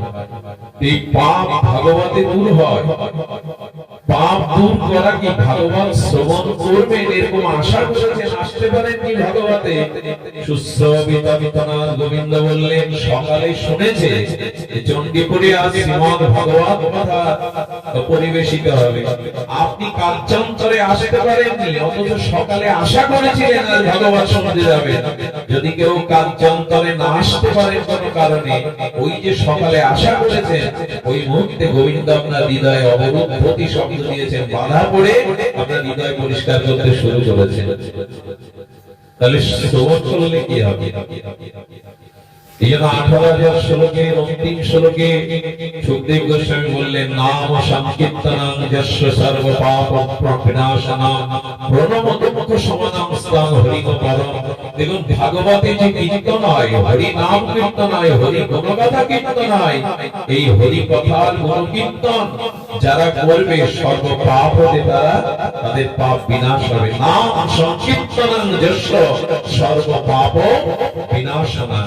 শুনবেন তাহলে। মনে আছে বৃন্দাবনে ভক্তি যুবতী, কিন্তু ভক্তির দুই পবিত্র জ্ঞান বৈরাগ্য জল জল আর মনোমর অবস্থায় অজ্ঞান হয়ে পড়ে আছে। ভক্তি দেবী দেবশিবা নারদকে বলছেন দাঁড়ান সাধু প্রবর, আমি কাঁদছি, আমার এই কান্নারত এক মহিলাকে উপেক্ষা করে চলে যাচ্ছেন। সাধুরা তো তা পারে না, সাধু মানেই তো বড় দুঃখে যাদের হৃদয়ে কাতর হয়, আপনি কেন এড়িয়ে যাচ্ছেন? একবার আমার কথা শোনো। দেবশিবা দেখলেন এক যুবতী আর চোখের জলে ভাসতে আর পড়ে আছে মনুষ্য অবস্থায়, তার দুই পাশে দুইজন। বলল মা এরা কারা? কি বললেন জানেন? আমি ভক্তি দেবী, দক্ষিণ ভারত থেকে আমার জন্ম হয়েছে, আমি রাজস্থানের পথে আসতে আসতে বৃদ্ধ হয়ে গেছিলাম, পুষ্করে গিয়ে হরিদ্বারে গিয়ে বৃন্দাবনে আসার পর আমার যৌবন ফিরে এসেছে, কিন্তু আমার দুটি পুত্র তারা মনুষ্য জড় জড় রোগগ্রস্ত হয়ে অজ্ঞান হয়ে পড়ে আছে। তো মার কি ভালো লাগে? মা যুবতী আর পুত্রদ্বয় তারা অজ্ঞান হয়ে অসুস্থ হয়ে পড়ে আছে, কি মা ভালো লাগে? এই দুই পুত্র হলো জ্ঞান এবং বৈরাগ্য। ভক্তিমা যুবতী, কারণ বৃন্দাবনের স্পর্শ পেয়েছে, বৃন্দাবনের ধুলি পেয়েছে, ওই জন্য যুবতী হয়ে গেছে। কিন্তু জ্ঞান বৈরাগ্য শরীরবৃন্দ। আজকাল ভক্তি চর্চা হচ্ছে, মন্দির নির্মাণ হচ্ছে, বিগ্রহ সেবা হচ্ছে, নাম যজ্ঞ হচ্ছে, হয়তো ভক্তি একটু যুবতী হয়েছে, জ্ঞান বৈরাগ্য আমাদের মনুষ্য। এখন ভক্তিও কাঁদছে, ভক্তি কখনো কাঁদে? ভক্তি তো আনন্দদায়িনী শক্তি, লাভিনী শক্তি। ভক্তি কাঁদছে কেন? কারণ কারো অনুষ্ঠান আছে, কেউ যজ্ঞ করে, কেউ ভাগবতে আসে, কিন্তু জ্ঞান আর বৈরাগ্য অসুস্থ দুর্বল, সে ভক্তি কেউ জল ছাড়া আর কিছু নাই। ভক্তির সাথে সাথে জ্ঞান এবং বৈরাগ্য থাকতে হবে, নাহলে ভক্তিও চোখে। সন্তান যদি অসুস্থ হয় মার ভালো লাগে? মা যুবতী থেকে লাগে বলে সন্তান যদি অসুস্থ হয়ে মনুষ্য হয়ে পড়ে থাকে, দেবশিবাদ আপনি কৃপা করুন। এই দেবশিবাদ তখন ভগবানের প্রথম অবতার এই যে ঋষি চতুর্জন আমাদের সনক সনন্দ সনাতন সনক কুমার, তারা কত কল্পকাল চলে গেছে, কিন্তু 5 বছরের ছোট্ট বালকের মতো, পরনে বস্ত্র নাই, উজ্জ্বল জ্যোতিপুঞ্জ তাদের মধ্যে। এক ভাই ব্যাসনে বসেন আর 3 ভাই ভগবান শুনে, একদিন করে আরেকজন ব্যাসনে বসেন। এখন আমাদের কাছে আজ এই নেই, আজ ভাইয়ে ভাইয়ে স্বামী স্ত্রী মিলে বাড়িতে সব পরিবারে যদি একদিন করেও ভাগবত পাঠ হতো, প্রতিদিন একটু গীতার চর্চা হতো, আপনারাও যদি নিত্য নিরন্তর শুদ্ধ ভাগবত শুনতেন, তাহলে আমাদের এই দুর্দশা হতো না। আজ গৃহে গিয়ে ভাগবত গীতা এগুলো চর্চা হয় একান্ত দরকার। বাড়িতে টিভি, ফ্রিজ, আলমারি, সুখের সব আসবাবপত্র আছে, কিন্তু যেখানে ভাগবত চর্চা নেই, গীতা চর্চা নেই, আসবাবপত্র শান্তি দিতে পারবে না আপনাকে। ঘর সাজিয়েছেন কি ওখানে আগুন জ্বলবে, ভবমহানবাগ্নির আগুন। এই জন্য ভাগবত চর্চা গৃহে হওয়া উচিত, গীতা চর্চা গৃহে। যে গৃহে গীতার অষ্ট নয়, গীতা অনুশীলন হয়, সেখানে অভিশাপ প্রবেশ করতে, একথা গীতায় ভগবান বলেছে। তো কোথায় আজ গীতার চর্চা? বাড়িতে মাঝে মাঝে আমরা বন্ধু ডেকে আনি, পিকনিক করি, ফিস্টি করি, বিবাহ বার্ষিকী পালন করি, জন্মদিন পালন করি, ঘোরা করে মাঝে মাঝে সপ্তাহে একদিন কি মাসে একদিন একটু ভালোবাদ পাঠকে নে দু চারজন মিলে ঘরের ভিতরে পরিবারের সবাই বসে। এই জন্য এক ভাই বলছে আর তিন ভাই শ্রোতা হয়ে শুনছে, এইভাবে তাদের কল্পকাল ভাগবত আস্বাদন। রামচন্দ্র 2 মাস সীতান্বেষণে পর্বতের গুহায় ছিলেন। বর্ষাকালে সীতান্বেষণে বিরতি রেখে আর 2 মাস লক্ষণের সাথে প্রতিদিন উনি ভাগবত প্রসঙ্গ করতেন, সাধু সঙ্গ করতেন নিজের ভাইয়ের সাথে, স্বয়ং ভগবান। আজ আমাদের ভাগবত চর্চা করি, এই জন্য নিত্য ভাগবত সেবয়, নিত্য ভাগবতকে শ্রবণ কীর্তন করতে হবে। প্রতিদিন না আসতে পারে যন্ত্রের মাধ্যমে শুনতে পারে, যদিও যন্ত্রে শুনলে ভক্তি হওয়ার সম্ভাবনা ঠিক, তবু তো পথ দেখানো যায়। ওই সময় মন ভাগবতে থাকে, স্মরণ হয়। এটাও প্রতিদিন নিত্য যুক্ত থাকুন হরিকথার সাথে, নিত্য ভাগবত সেবায়। গীতায় তো ভগবান এই কথা বলেছেন, মচ্চিত্ত মদ্গত প্রাণা বোধয় অন্ত পরস্পরম সদায় অন্তশ্চ মান নিত্যম তুষ্যন্তি চ রমন্তি চ। নিত্য আমার কথা পরস্পরে মিলিত হয়ে শ্রবণ কীর্তন করো। এই জন্য তার কাছে সন্ধ্যার সময় যাবেন, দোকান থেকে অফিস থেকে বিকালে, যার মুখে হরি কথা আছে, সাংসারিক কথা নয়। বাজারে গেছে সন্ধ্যার পর কার কাছে যাবেন আপনারা? বাড়িতে এমন হয় কাজ করে এসে, অফিস থেকে ব্যবসা সেরে এসে বাড়িতে কথা বলার লোক না থাকলে পাড়ায় চলে যায় কথা বলতে। এই কথা ফোন ফুটিয়ে কি হবে? সন্ধ্যার পরে চলে যান, যার কাছে গেলে একটু হরি কথা শোনা যায়, ভগবান প্রসঙ্গ করা যায়। উকিলে দেখলে কি করে? ব্যবসার কথা বলে, ওকালতির কথাই বলে। ব্যবসায়ী দেখলে কি বলে? ব্যবসায়িক কথা হয়। তার কথাতেই আপনি সাধুসঙ্গের শুনতে পাবেন যিনি ভগবান পথে আছেন। এটা বড় ডিস্টার্ব করছে। জয় শ্রী রাধে। বললেন তার কাছেই সন্ধ্যাবেলায় যদি যেতে হয় বাজারে কোথাও, তাকে নিয়ে বসবে যার মুখে হরি কথা আছে। যার মুখে ভাই হরি কথা নাই, তার কাছে তুমি। আমরা পালন করি তো, কারণ ওই 2-4টে বিষয় কথা যা আমার ধরে ভগবান শুনেছেন সব শেষ করে দেবে। এই জন্য এই ভাগবতের মহিমা এটি শুনলে পাপ নাশ হয়। তো নারদজি তিনি গিয়ে আর চতুর্সঙ্গে এই ভাগবত গঙ্গা তীরে তিনি অনুশীলন করেছিলেন। আর সেই চতুর্সঙ্গ সেই ভাগবত কথা শ্রবণ করে যখন ভাগবত শ্রবণ করলে তখন কীর্তন করতে শুরু করলেন। কীর্তন করতে কি শুরু করলেন? দেবর্ষি পাদ নারদ। এখন কীর্তনের মহিমা দেখুন। ভাগবত কীর্তন করতে করতে দেবর্ষি পাদ বিনা যন্ত্রে মধুর সুরলহরী যখন কীর্তন করছেন, সেই কীর্তনে আনন্দ দিতে ব্রহ্মা চলে এলেন। ব্রহ্মার সাথে সাথে ভগবান শঙ্কর পার্বতীকে নিয়ে চলে এসে ডমরু বাজিয়ে ব্রহ্মাদি আর 4 মুখেই ভগবানের কীর্তনে যোগ দিলেন। এই কীর্তন শুনতে শুনতে প্রহ্লাদ মহারাজ চলে এলেন। প্রহ্লাদ মহারাজের হাতে করতাল দিয়ে প্রহ্লাদ কীর্তন করছেন। প্রহ্লাদের কীর্তন থেকে আর কি করলেন? দেবরাজ ইন্দ্র মৃদঙ্গ নিয়ে এলেন। দেবরাজ ইন্দ্র মৃদঙ্গ বাজায়। দেবরাজ ইন্দ্র মৃদঙ্গ বলছে ধিক্কাম ধিক্কাম তাদিন ধিক্কাম বলে। কি বলছে বল? এটা পদাবলী কীর্তনারা খুব বলে। ওই চামড়া ফোন বলছে ধিক ধিক। একটা বৃতধারী চামড়া হয়েও যে ভগবানের নাম করছে, আর মনুষ্য জন্ম বিবেক প্রদান হয়ে যারা ভগবানের নাম করে না, ধিক ধিক তাদের। তারা জগতে ধিক ধিক্কাম ধিক্কাম তাদিন বলে আর বাজাচ্ছে। তো নারদ ঢোল বাজাচ্ছেন, প্রহ্লাদ করতাল বাজাচ্ছেন। দেবর্ষি পাদ নারদের বিনা যন্ত্রে নাম হচ্ছে। এমনি করতে করতে যখন নাম করছেন, তখন সুখদেব গোস্বামী আর বসে থাকতে পারলেন না। স্বয়ং পরমহংস তিলক ভগবানের লীলা রাজ্যে ভাবতে ভাবতে এই লীলা মুদ্রায় নৃত্য করছেন। একে বলে ভাব নৃত্য। ভাবের সাথে সাথে লীলার সাথে সাথে নৃত্য। যখন সুখদেব গোস্বামী নৃত্য করতে শুরু করলেন, তখন ভগবান প্রকট হয়ে গেলেন। ভগবানও সেই সংকীর্তনে পরমানন্দ ভাসতে ভাসতে যখন সকলে মিলে কীর্তন করছেন, সেই কীর্তনের মাধ্যমেই এই জ্ঞান বৈরাগ্য উঠে দাঁড়ালো। তারা পূর্ণ যৌবন নিয়ে ভক্তিকে নিয়ে সকলেই কীর্তন করতে লাগলো, নৃত্য করতে লাগলো। নাম সংকীর্তনং যস্য সর্বপাপ বিনাশনম।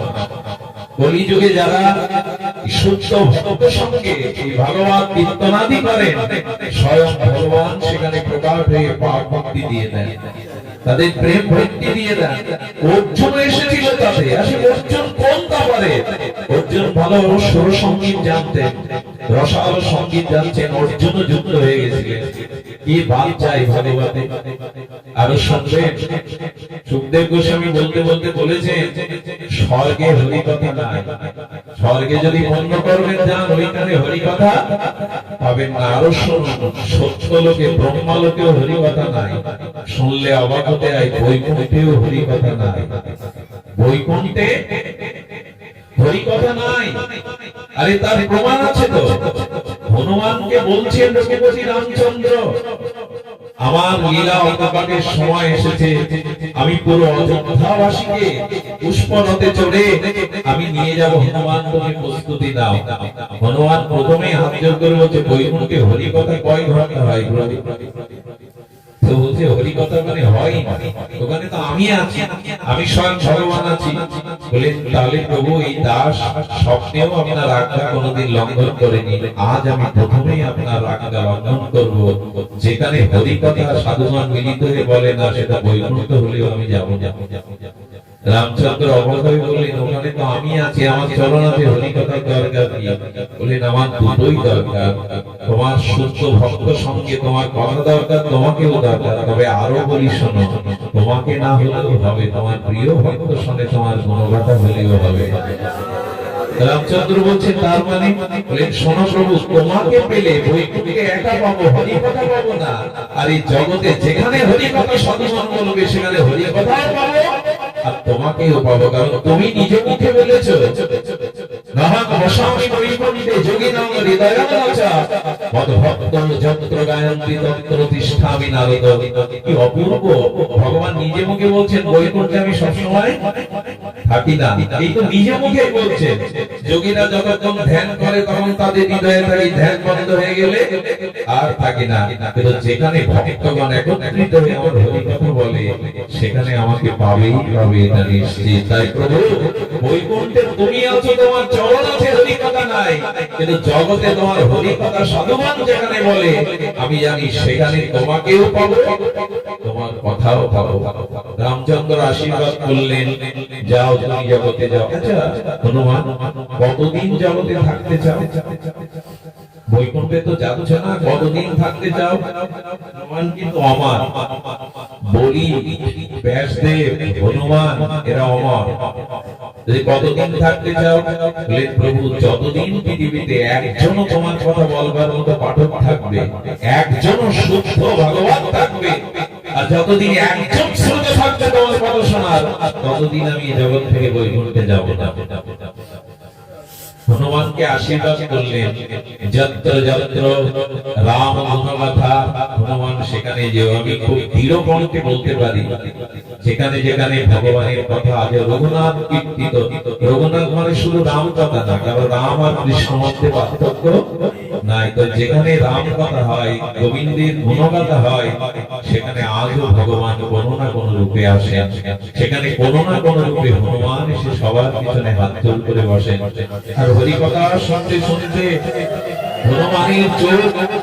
হনুমানের চোখ জলে ভরে যায়, হনুমান সজল হয়নি করজোড়ে আর ভগবানের কথা শোনেন, আজও আসেন। এই জন্য ভাগবতের পরিবেশটা এত মধুময় হয়, অলৌকিক অনেক ঋষি মুনির পবিত্র আত্মাও নেমে আসে ভাগবতে।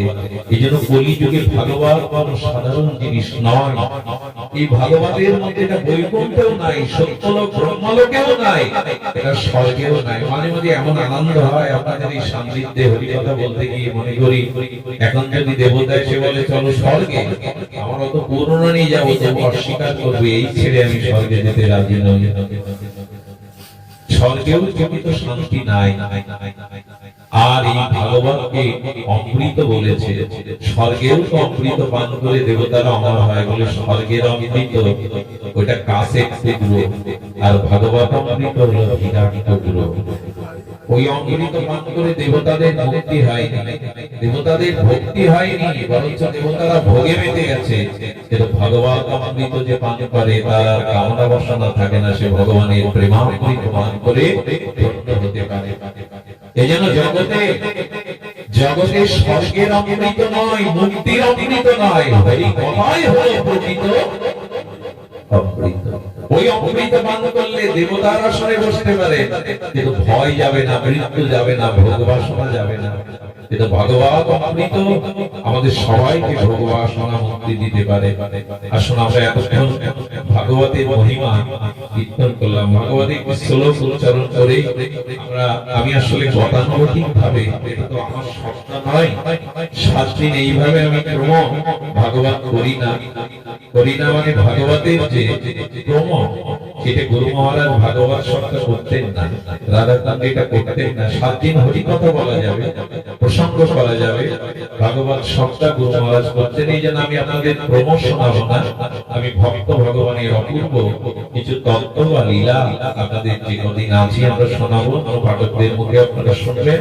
তবে এইভাবেই হরি কথা আমরা ক্রমান্বতিতে যাব। ভাগবতের প্রথম যে শ্লোকটি এসেছে, সচ্চিদানন্দ রূপায় বিশ্বোৎপত্তাদি হেতবে তাপত্রায় বিনাশায় শ্রীকৃষ্ণ বয়ং নমঃ। এই ভাগবতে প্রথমে ভগবানের তার স্বরূপকে বর্ণনা করেছেন, কারণ ভগবানকে না জানলে আমাদের জীবনে এই জন্ম মৃত্যু জরাজীর্ণ অভিশাপ যাবে না।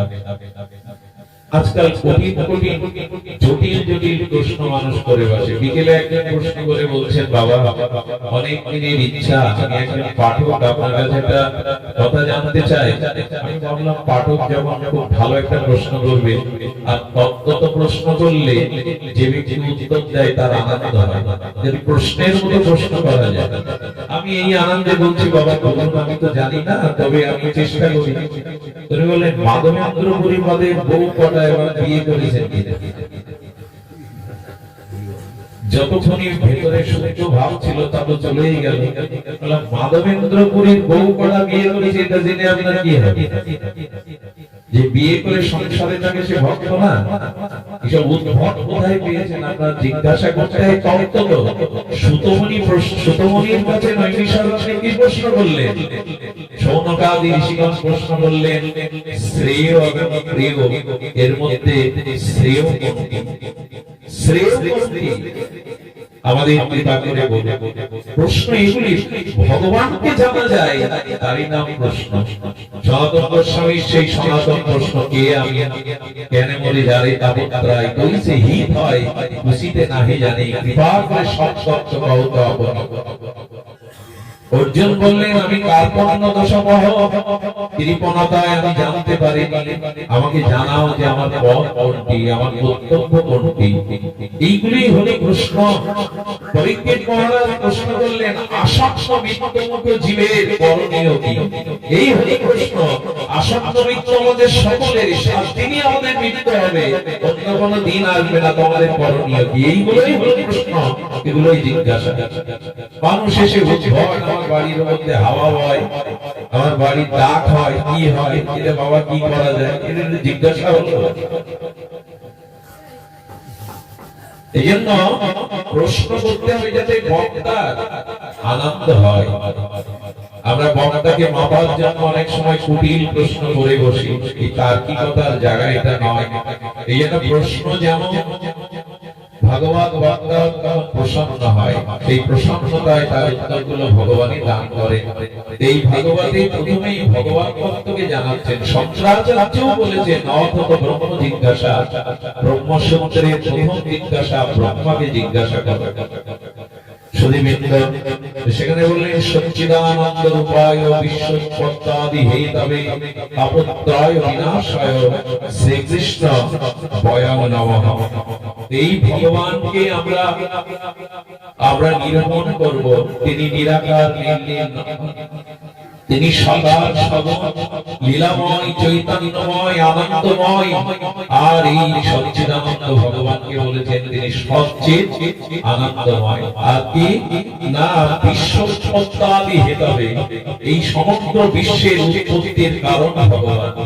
এটি না জানলে কিন্তু শুধু মন্দিরে ভগবান দেখবো, অন্যখানে ভগবান দেখবো না। যে একটা সোনা, এক ভরি সোনা কি দুই ভরি সোনা, এটা সোনাই, ওটা যখন আংটি হলো, সোনার মধ্যে কি আংটি ছিল? সোনার দলাতে যখন কি আংটি ছিল? সোনার দলাই ছিল, কিন্তু স্বর্ণকার ওটা আংটি করে দিল। আগে ছিল সোনা, এখন হলো আংটি। একটা দিল, আবার আংটিটা কিছুদিন পর ভেঙে আবার সোনায় ফিরে এলাম।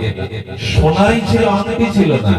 অথচ ওই সোনার মধ্যেই আংটিটা ছিল, রূপটা বলে দিল, আবার আংটি হয়ে আবার সে সোনায় ফিরে গেল। তেমন এই বিশ্বের উৎপত্তি ভগবানের দ্বারাই, সৃষ্টি স্থিতিও ভগবানের দ্বারাই, আবার সবকিছু প্রলয় হয়ে ভগবানের মধ্যে প্রবেশ করবে। সৃষ্টি স্থিতি সমস্ত উৎপত্তি বিনাশের কারণ একমাত্র ভগবান। বিশ্ব স্রষ্টাদি হে তবে।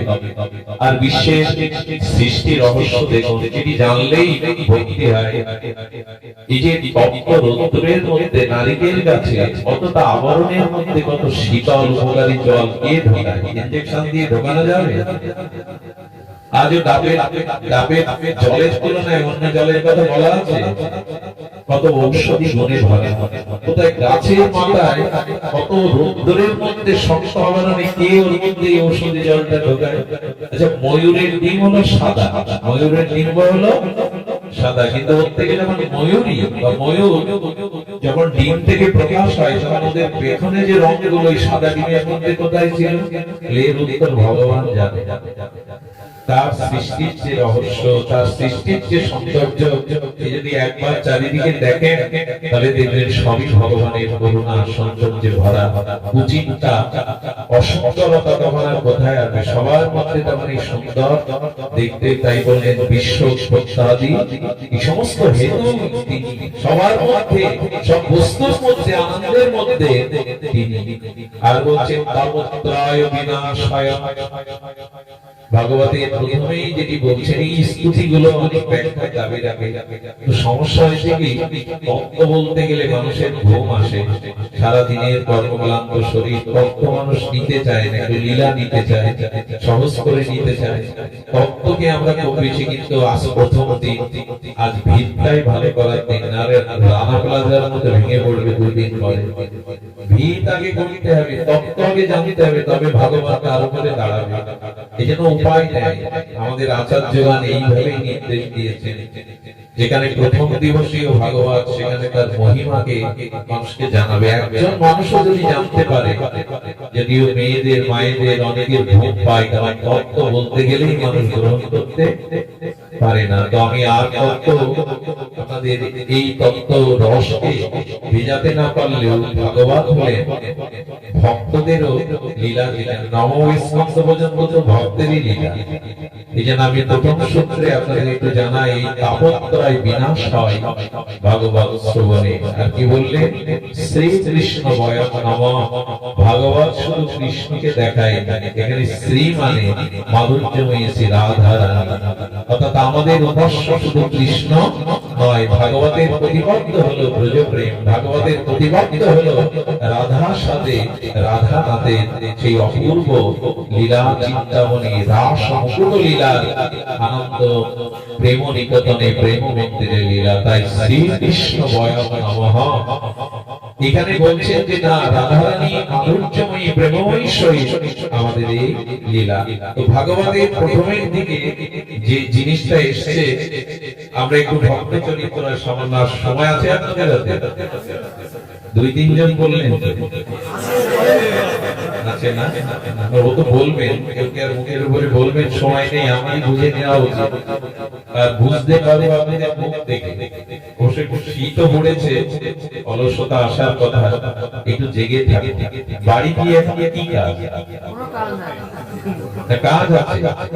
এখান থেকে যারা ওষুধ পাবে না, বাড়ি গিয়ে একটু কিছু পাবে, ওষুধ দিয়ে নেবে, এবার বিছানায় ঘুমাবে। ঘুম আর আহার, এইটাই রাতের কাজ। তো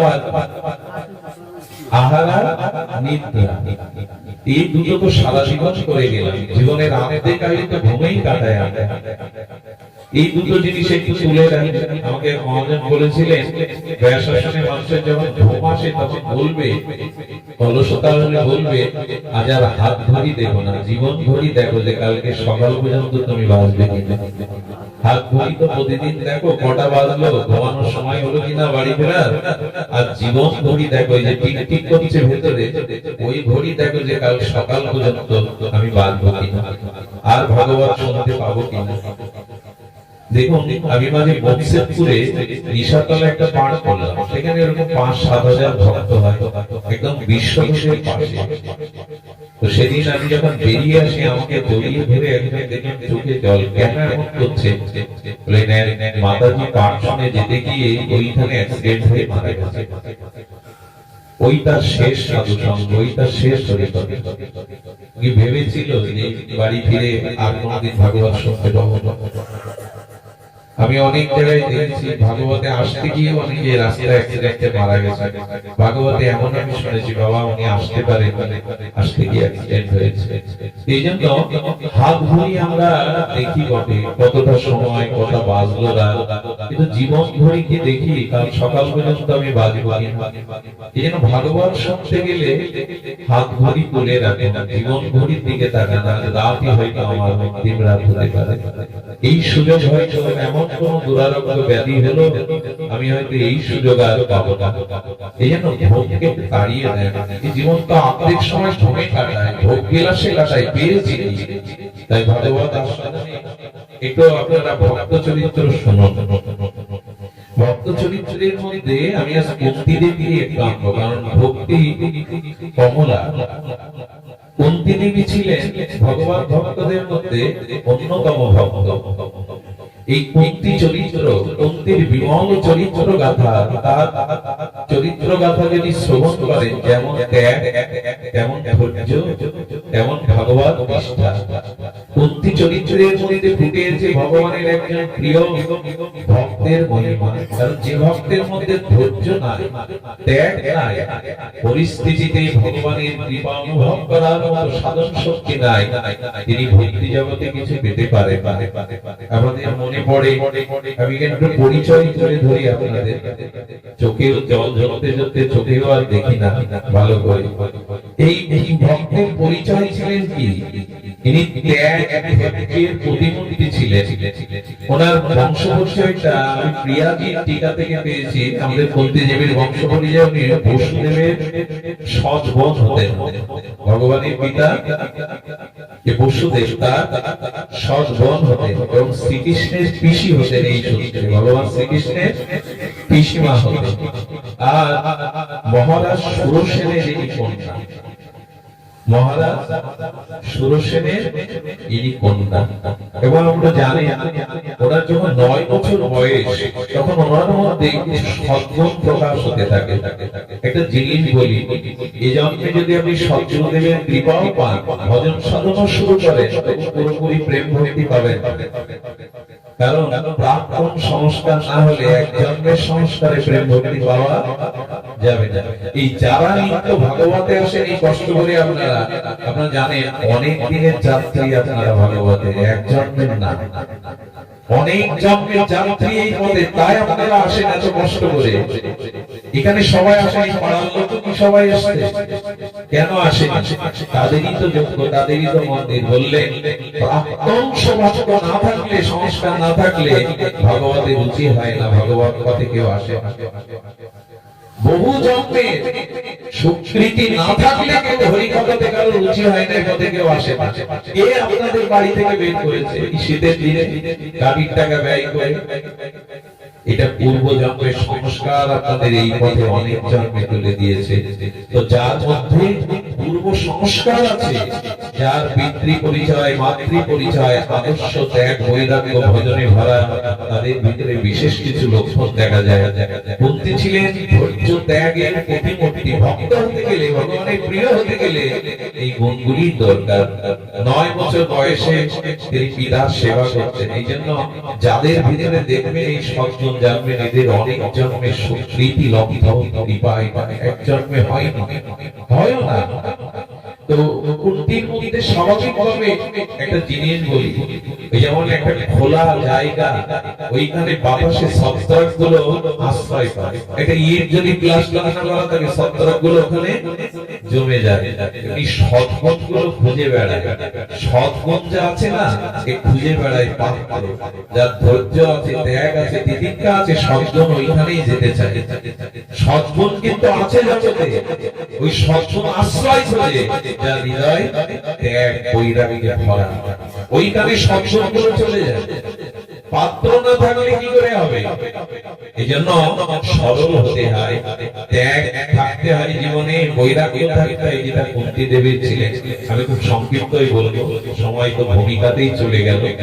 আগামী যে কদিন আছে, 3 দিন মনে আর পরে আমরা আস্বাদনে ব্রতী হব। তবে কুন্তীর চরিত্র, কারণ ভগবানের কথা শুনলাম, একটু ভক্ত চরিত্র না হলে ভাগবতের পরিপূর্ণতা আসে না। 9 বছর বয়স, কয় বছর? হঠাৎ করে ওই গৃহে চলে এলো কে জানে? ঋষি দুর্বাসা। আচ্ছা, ঋষি দুর্বাসার চরিত্র বড় বিচিত্র। মানুষ ঘন্টায় ঘন্টায় রাগে, ও সেকেন্ডেই রেগে। এপাশ ওপাশ যদি করি যে রাত 2টার সময় খেতে দাও, হ্যাঁ দাদা রাত 2টার সময় বলে খেতে দাও, যে না দিতে পারে অভিশাপ। এটা বিচিত্র মনি এই দুর্বাসা। লোক দিনে একবার রাগে, উনি দুজনে কিছু ঘটে তো সেকেন্ডেই রেগে যান, আর রাগলেই কি দেয়? একেবারে ওই হলো অস্ত্রবনা। দুর্বাসা কাউকে অম্বরীশ মহারাজকে পর্যন্ত জটা ছিঁড়ে পুড়িয়ে মারতে গেল। অম্বরীশের মধ্যে ভক্ত জল দিয়ে দিয়েছে, কারণটা সাথে জল খাওয়াটা আহার বলে না, ওটা ব্রত সম্পন্ন হলো। আর আহার এই একটু শাস্ত্রের মর্যাদা ব্রাহ্মণের মুখে করেছিল। দুর্বাসা বললেন, আমি অতিথি, আমাকে না খাইয়ে আর এই জ্বর ছিঁড়ে। একবার তো গিয়েছিল পাণ্ডবদের শেষ করতে, কৃষ্ণ সেদিন দ্রৌপদীর একটুখানি অন্ন আর শাক গালি দিয়ে তৃপ্ত হলে বলে তো 60,000 মুনি ঋষি প্রধান এলো না, ওই দিন পঞ্চপাণ্ডবকে শেষ করতে আসছিলেন। এত মানে তপস্বী এবং এত ক্রোধী এই দুর্বাসা এসে হাজির, এসে বলছেন, আমি চাতুর্মাস্য বর্ষ রাজা। রাজা আমার ভয় বলে, যদি না বলি কিন্তু অভিশাপে পুড়িয়ে দেবে। আর 4 মাস 1 সেকেন্ড সহ্য করার ক্ষমতা নেই, আর 4 মাস আগে রাখলে কাউকে পুড়িয়ে অভিশাপে শেষ করে দেবে। আমদা করছে। আসলে 4 ঘন্টা হয় আলাদা কথা, দুর্বাসার মতো মানুষকে চাতুর্মাস্য রেখে দেবে কি করে? যখন এরকম বাবা চিন্তা করছে, মুক্তি পেছন থেকে বলছেন, বাবা আমি ওনার সেবা করতে পারবো। এই দেখুন, সেবা ভাব না থাকলে তার ভিতরে ভাগবত থাকবে না। এই দেখুন, যে নারীর মধ্যে ভোগ ভাব আছে, সেবা ভাব নাই, সে নারী এই জগতে নিজের কল্যাণ কেন, নিজের কল্যাণ তো নয়, অপরের কল্যাণ সে করতে পারবে না। সেবা থাকতে হবে, ভক্তের চরিত্রেও থাকতে হবে এই সেবা ভাব। কুন্তী দেবী বাবাকে বললেন, পিতা আমি ওনার সেবা পারবি না, তুই এইটুকু বয়সে তুই ঋষি রাত দিন 2টার সময় কিছু চাইলে কি করবি? বাবা আমি পারবো, আমাকে এই সুযোগটুকু দাও। দেখুন, এই সেবা ভাবনা যার মধ্যে নাই, সে ভক্ত হবে কি করে, ভক্তি পাবে কি করে? ভক্তের চরিত্র কেন শুনতে হয় জানেন? ভগবানের চরিত্র আমরা অনুকরণ করতে পারবো না, কিন্তু ভক্ত চরিত্র আমাদের জীবনে অনুকরণ করতে পারবে। কুন্তী বললেন, পিতা আমি পারবো। ওই 9 বছরের বালিকা 4 মাস ঘুমানো, দীপা পাওয়া খুব সহজ কথা, করুণা পাওয়া সহজ কথা, কৃষ্ণ যার ছায়ার মতো যার ঘরে শয়নে ভজনে থাকেন, স্বয়ং ভগবান, সাধারণ কথা। 4 মাস ঘুমাননি। ঋষি যদি রাত দুপুরবেলা কিছু খেয়ে বসে, তার রন্ধন করা কোনদিন রান্নাতে কোনদিন ভুল হয়নি, একটু লবণ বেশি দিয়েছে, ভয়ে ভক্তিতে ভগবানের নাম স্মরণ করে করতেন। সারা রাত জেগে থাকতেন। ঋষি যদি কেউ চায় ভোরবেলা উঠে গরম জল চায় করে দিতেন, রাত 2টার সময় উঠে পিপাসা লাগলে জল গিয়ে দিতেন। দেখতেন ঋষি দরজায় হেলান্তি। এখন চিন্তা করুন তো, 9 বছরের বালিকা 4 মাস দুর্বাসা মতো ঋষির সেবা করছেন, কোন বিঘ্ন কোন ত্রুটি পাননি। 4 মাস চাতুর্মাস ব্রত শেষে দুর্বাসা বিস্ময় প্রকাশ করলেন, এদিকে আয়, সারা পৃথিবী কেন অনন্ত ব্রহ্মাণ্ডে তোর মতো সেবা পরায়ণ না, তোর মতো ত্যাগ ত্যাগীকে আমি পাইনি, আমি তোকে কিছু দিতে চাই।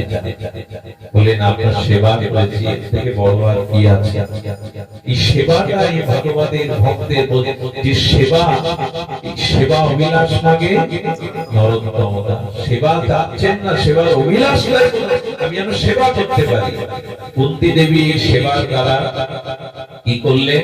বললেন না রে, তোকে আমি আশীর্বাদ দিতে চাই, তবে সমস্ত কানে একটা মন্ত্র দিয়ে যায়, এই মন্ত্রে তুই যে দেবতাকেই স্মরণ করবি সেই দেবতা তোর সামনে প্রকাশ হবে। এই মন্ত্র স্মরণ করার সাথে সাথে যে দেবতার নামে স্মরণ করবি সেই দেবতা তো সম্মুখে উদয় হবে।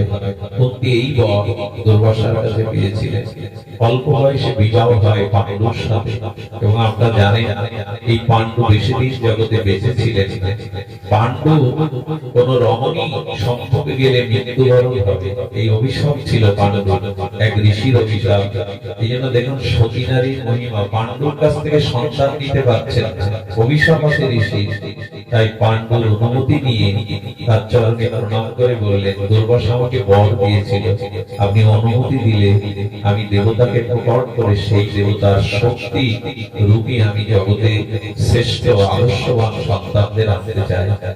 ধর্মরাজ এসেছিলেন, সাক্ষাৎ ধর্মরাজ ইন্দ্রের কাছ থেকে পেয়েছিলেন অর্জুনকে, পবনের কাছ থেকে পেয়েছিলেন ভীমকে, এমনি করে দেবতাকে স্মরণ করে এনেছিলেন এই 5 পুত্র। কত বড় সতী হলে, কত বড় ভক্ত হলে এটা সম্ভব হতে পারে? দেবতার বরাভয়ে এই সন্তান এসেছিলেন যারা বিশ্ববিজয়ী। সন্তান সাধনা ছাড়া হয় না। আজ প্রতিটি সংসারে প্রতিটি ক্ষেত্রে এই সন্তানের জন্য পিতামাতার আজ ঘুম নাই। পিতামাতার চিন্তার কেন্দ্রবিন্দু সন্তানটা মানুষ হবে তো, সন্তানটা চরিত্রবান হবে তো, এই চিন্তায় আজ করে কোনো লাভ হবে না। কারণ জন্মের আগে সন্তান জন্মদান হলো তপস্যার ফসল। স্বামী স্ত্রীর ভিতরে যদি আধ্যাত্মিকতা, সত্য, ধর্ম অনুশীলন না থাকে, ভাগবত চর্চা না থাকে, তাহলে প্রহ্লাদ ধ্রুব আর আসবে না, আসবে দুর্যোধন, আসবে দুঃশাসন এদের মতো। কারণ কামনার দ্বারা অনন্ত ধৃতরাষ্ট্র, মহন্ত ধৃতরাষ্ট্র আর গান্ধারী যারা এলো করবে তারা কাম সন্তান। কারণ ধৃতরাষ্ট্রের ধর্মবুদ্ধি তেমন ছিল না, এমনি জন্মন্ধ মোহন্ত তিনি, আর তার সেই কামনার দ্বারা কাম সন্তান দ্রৌপদীর বস্ত্র হরণ কারা করতে যায়। আর এই দুর্যোধনের সংখ্যা বেড়ে যাচ্ছে, কিন্তু কুন্তীর মতো মন্ত্র তপবলে সাধনার দ্বারা যুধিষ্ঠিরের সংখ্যা পাবেন না আপনি। আজ দুর্যোধন পাবেন পাড়ায় মহল্লায় গ্রামে গঞ্জে, কিন্তু যুধিষ্ঠির পাবেন না। কারণ যুধিষ্ঠিরকে আনতে গেলে কুন্তীর মতো সতী, ত্যাগ, বৈরাগ্যময়ী রমণী দরকার। এয়ারপোর্ট না থাকলে বিমান লাগবে চণ্ডীপুরে এই মাঠে, স্টেশন ছাড়া ট্রেন থামবে, ভালো স্টেশন পাচ্ছে না আপনাগুলো, ভালো এয়ারপোর্ট পাচ্ছে না বিমানগুলো লাভবার। স্বামী স্ত্রীর তপস্যা সাধনা না থাকলে সেখানে কাম সন্তান হবে। আর আজকে পৃথিবীতে তাকিয়ে দেখুন পিতামাতার সব থেকে বড় চিন্তা এই সন্তানদের নিয়ে, তারা মানুষ হবে তো। কেন এই চিন্তা? বিশ্ববিদ্যালয়ে পাঠিয়েও পিতামাতার চোখে ঘুম নেই। একটা ছেলে বিশ্ববিদ্যালয়ে পড়ছে, সে শ্রেষ্ঠ হওয়ার কথা, তার জ্ঞান বৈরাগ্য সবকিছুতে, কিন্তু ওইখানেই বেশি হয়। রাগ আসক্ত হয়ে গেল না, মেয়েটা অন্য ধর্মে চলে গেল না, ভুল কোন সিদ্ধান্ত নিল না তো, এর কারণ আমরা তপস্যার দ্বারা ওদের আনি, সাধনার দ্বারা ওদের আনি। এটা কুন্তী দেবী জগৎকে জানালো যে পাণ্ডুর মতো অভিশপ্ত যে মানুষ, তার অনুমতি নিয়ে সতী, শক্তি, ত্যাগ, বৈরাগ্যের দ্বারা কালের জগতে আনা যায়। এগুলো কি শুধু আমরা শুনবো? এগুলি এই ভগবান কিসের জন্য? এখানে শুনে বাড়ি চলে যাবে, কোন কিছু গ্রহণ না করা।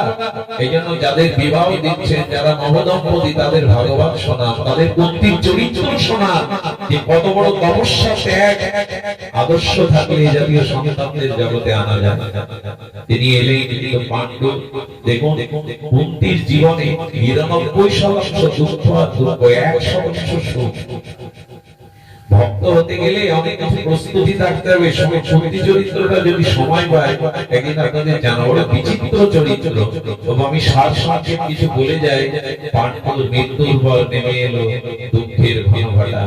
আপনারা জানেন তাদেরকে বিষ খাইয়ে মারতে যাওয়া যাবে, যদুগৃহে তাদের পুড়িয়ে মারতে যাওয়া যাবে, অতি পদে পদে লাঞ্ছনা বঞ্চনা দিয়ে তাদের বিতাড়িত করা হবে। পাশা খেলার নাম করে ছলনা করে তাদের 12 বছর চিন্তা করতে পারে।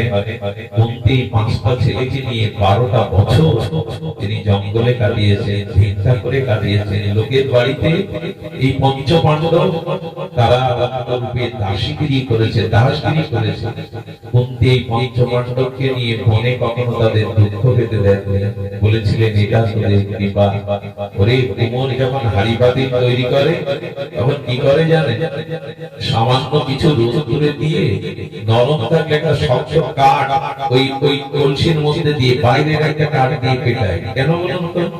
যে জায়গাগুলো ঢেকে গেছে, ডিপ হয়ে গেছে, ওটা সোজা করে।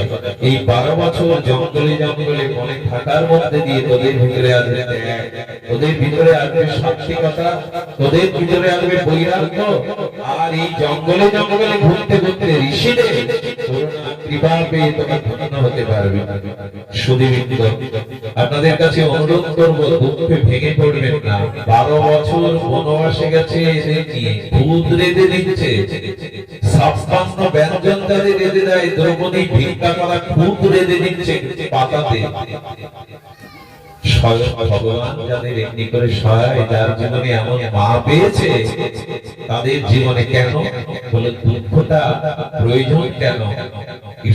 এই বনবাসে থাকাকালে আমরা একটা গ্রামে ছিল, আর সেই গ্রামে এক ব্রাহ্মণ কুন্তিমাকে তার 5 ছেলেকে আশ্রয় দিয়েছিল তার বাসাতে। একদিন মধ্যরাত্রে দেখতেন যার আশ্রিত হয়েছে তিনি কাঁদছেন, তার স্ত্রী তার পুত্র তিনি কাঁদছেন। কুন্তি দেবী উঠে গিয়ে বললেন, আমরা আপনাদের আশ্রিত, আপনারা কেন কাঁদছেন?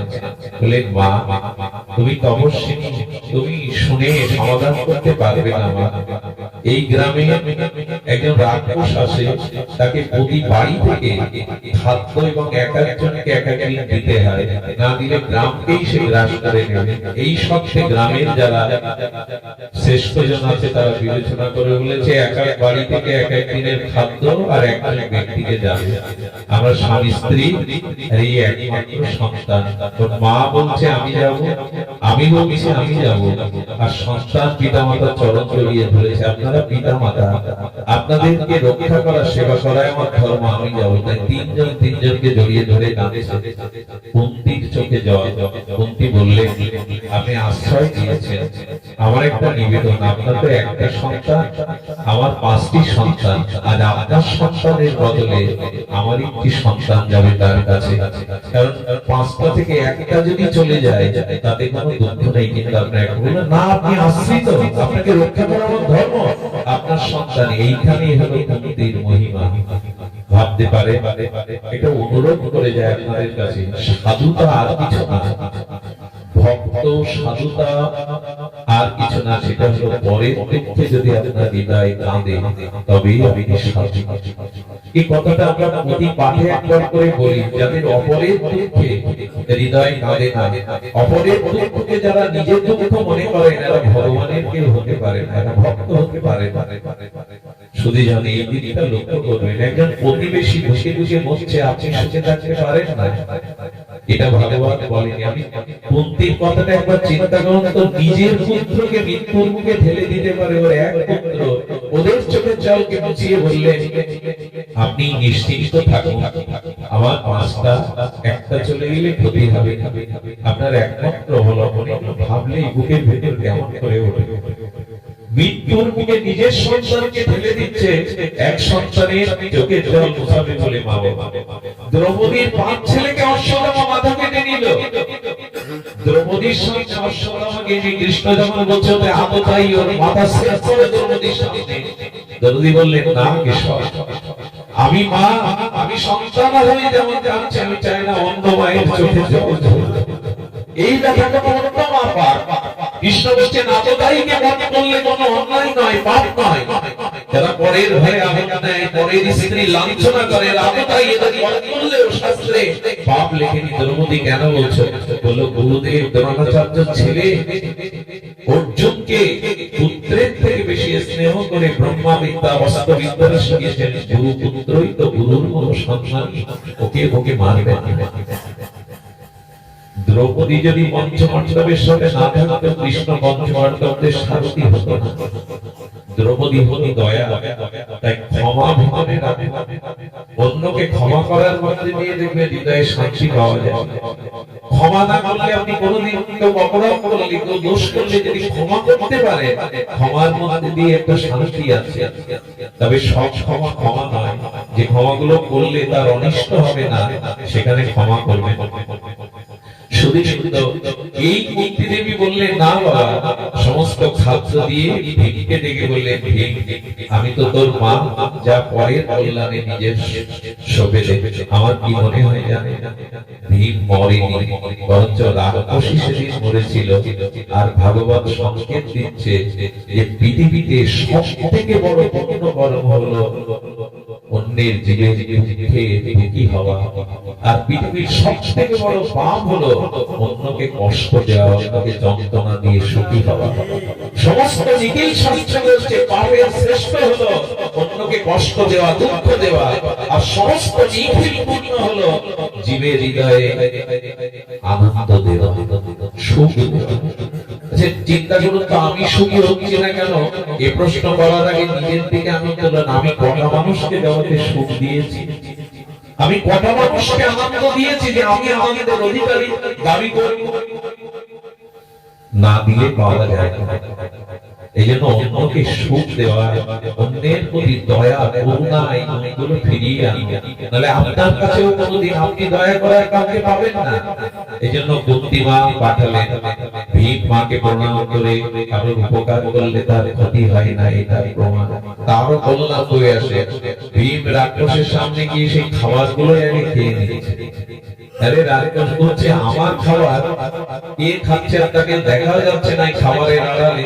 খাবার গুলো খেয়ে যখন বসে আছে, বললো তাহলে তুমি এসে আমার খাদ্য খেয়ে বেরিয়ে গেলে, তোমার খাদ্য কি তোমাকেই খেতে এসেছে? আমরা জানি পরিণতি কি হয়। ভীম সেই অসুরকে বিনাশ করে গ্রামে শান্তি এনে দেয়। মাকে এসে প্রণাম করে বলে, এভাবে তুমি আমাদের শোভে দিও। কুরুক্ষেত্রে যুদ্ধে কুন্তি হুঁশিয়ার উচ্চারণ করেছিলেন, তোরা ক্ষত্রিয় ধর্মযুদ্ধে জীবন দিবি, কিন্তু পেছনে ফিরে আসবি।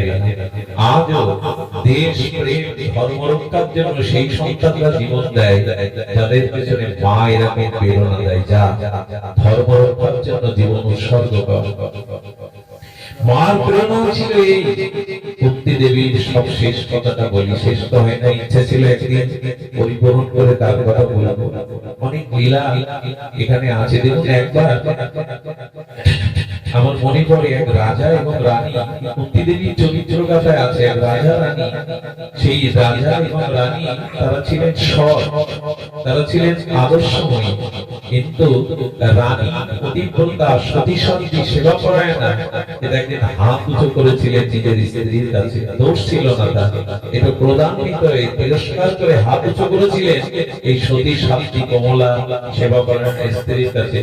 এই রাজার মৃত্যুর পর স্বর্গে যাওয়ার পথে তার মরণ দর্শন একদিন কেবল তার সতী স্ত্রীর গায়ে হাত দেওয়ার জন্য হাত তুলেছিল। একটা জিনিস বলি, যে ঘরে মেয়েদের প্রতি অত্যাচার হয়, নীরবে চোখের জল ফেলে, এখানে দেবতাদের অভিশাপ এসে ভিড় করে। দয়া করে এই যে মেয়েদের মায়েদের যে ঘরে লাঞ্ছনা হয় না, চোখের জল পড়ে না, এখানে বিবেকানন্দ বলেছিলেন কোন সৎ সন্তান আসে না, কারণ সেখানে দেবতাদের অভিশাপ ভিড় করে। শুধু এসব কথা আলোচনার প্রসঙ্গ হারিয়ে গেছে। আমরা এখন নৈতিক আমাদের পারিবারিক আদর্শগুলো মানি না। এর জন্য নরক দর্শন হবে একদিনের জন্য? বলে হ্যাঁ, উনি নির্দোষ সতী সাধ্বী পরায়ণা ছিলেন, নরকে যেই গেছে সঙ্গে সঙ্গে ওনার গায়ে বাতাস লেগে যারা নরক যন্ত্রণা ভুগছিল আপনারা জানেন, তারা 2 সেকেন্ড 5 সেকেন্ডের জন্য শান্তি পেয়ে বলছে, রাজা আপনি আমাদের ছেড়ে যাবেন। বলে মোরা এই কথা বলছে কেন?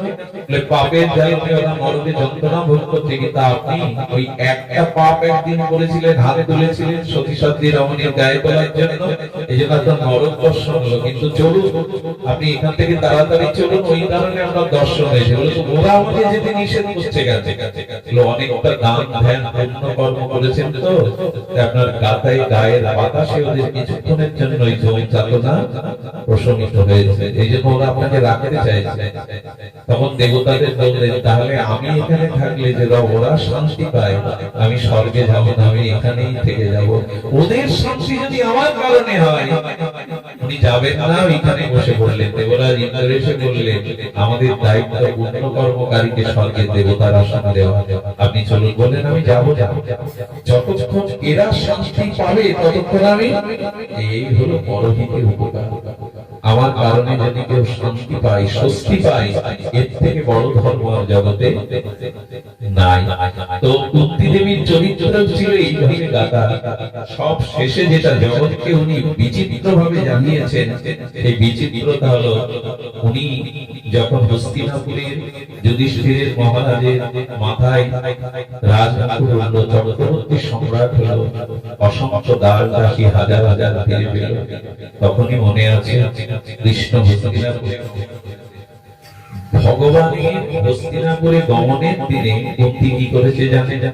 কুন্তী যে পথ দিয়ে রথ যাবে, সেই রথের এক পাশে জঙ্গলে দাঁড়িয়ে ফুপিয়ে ফুপিয়ে কাঁদছে। একটা কথা বলি, ভগবানের বিরহে যদি কখনো চোখে জল আসে, তাহলে জানবেন ভগবানের প্রতি আপনার প্রেম এসেছে।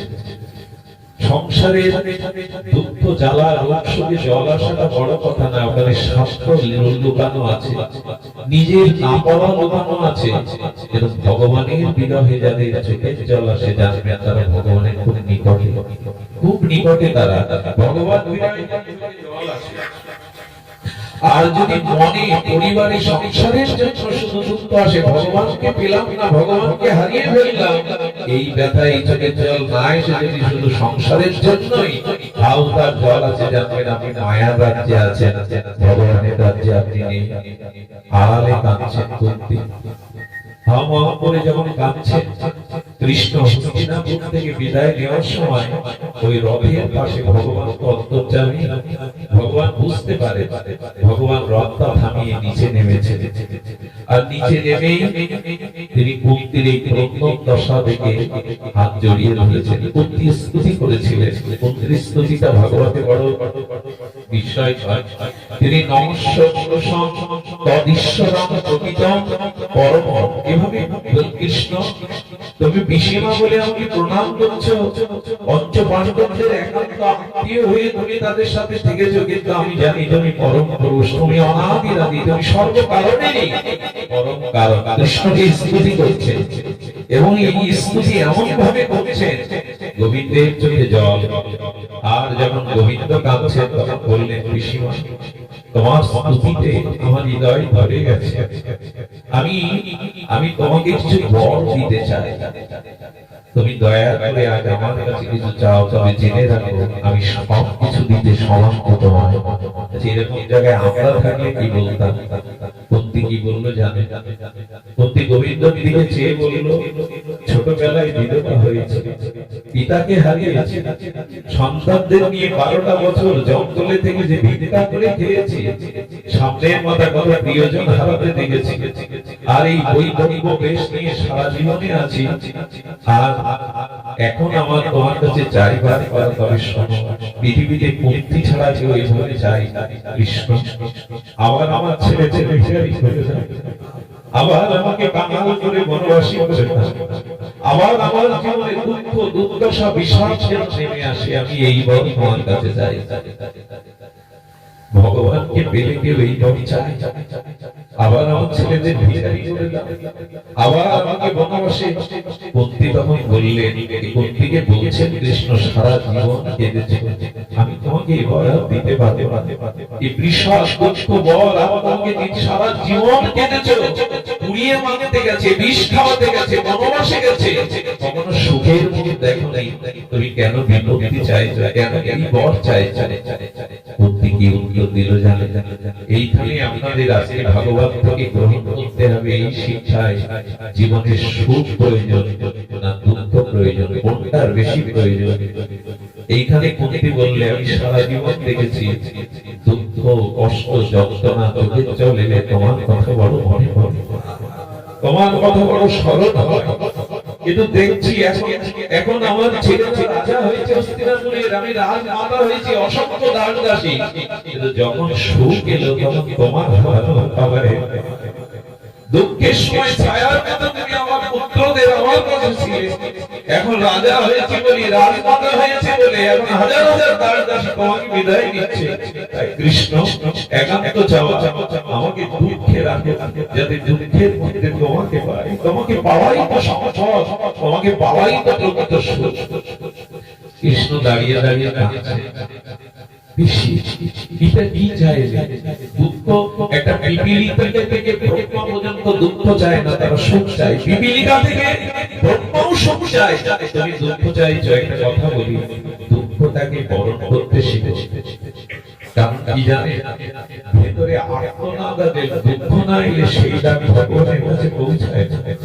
খুব সুখের সময় ডেকে দেখবেন ভগবানকে, ওই দাগটার ভিতরে আত্মনাদ করুণতা থাকে,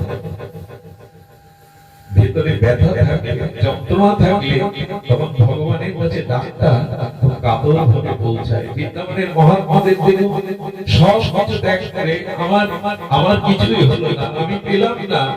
হে রাধে, হে রাধে, তুমি বিনা মোর কেহ না, হে রাধে, তুমি বিনা মোর কেহ নাই। আকাশ বাতাস বিধীর করে রঘুনাথ কাঁদছে। এই কান্না, এই আর্তনাদ, এইগুলি না হলে, দুঃখ না হলে তো সেই আর্তনাদ আসে না। এই আর্তনাদে যদি হৃদয় প্রকম্পিত হয়ে তাকে ডাকতে পারে, প্রত্যেকে বললেন তোমাকে আমি বিপত্তি বর আর দিতে পারবো না। প্রত্যেকে বলছেন আরেকটি বর চাও। প্রত্যেকে বর চাইলে যেন তবে দাও কৃষ্ণ। এই সংসারে পুত্র কন্যা পরিজনের প্রতি যেন আমার আসক্তি না থাকে, আমার মমতা আসক্তি যেন তোমার চরণে যায়, কারো প্রতি যেন আমার মমতা আসক্তি না থাকে। এই কথাটা মুখে করে আজ ভগবান বিশ্রাম চেয়েছেন যে আমাদের হৃদয়ে যেন আমরা ভগবানকে ডাকবার মতো প্রতিকূল পরিস্থিতি দুঃখ এলে মুক্তির কথা মনে করি। দুঃখের মাঝেই তোমাকে মনে পড়ে, দুঃখের মাঝেই তোমাকে ডাকতে ভালো লাগে। তাই দুঃখ দিয়েও যাতে তোমাকে স্মরণ করতে পারি, সেই দুঃখই আমার সম্পদ, যে দুঃখ তোমার কথা স্মরণ করিয়ে দেয়। আর এই জগতের মায়ামোহ কাটিয়ে যেন ভগবানের চরণে আমরা মমতা দিতে পারি। আর এইটুকু আগামী দিনগুলোতে আপনারা আসবেন, আর দাদাকে নিবেদন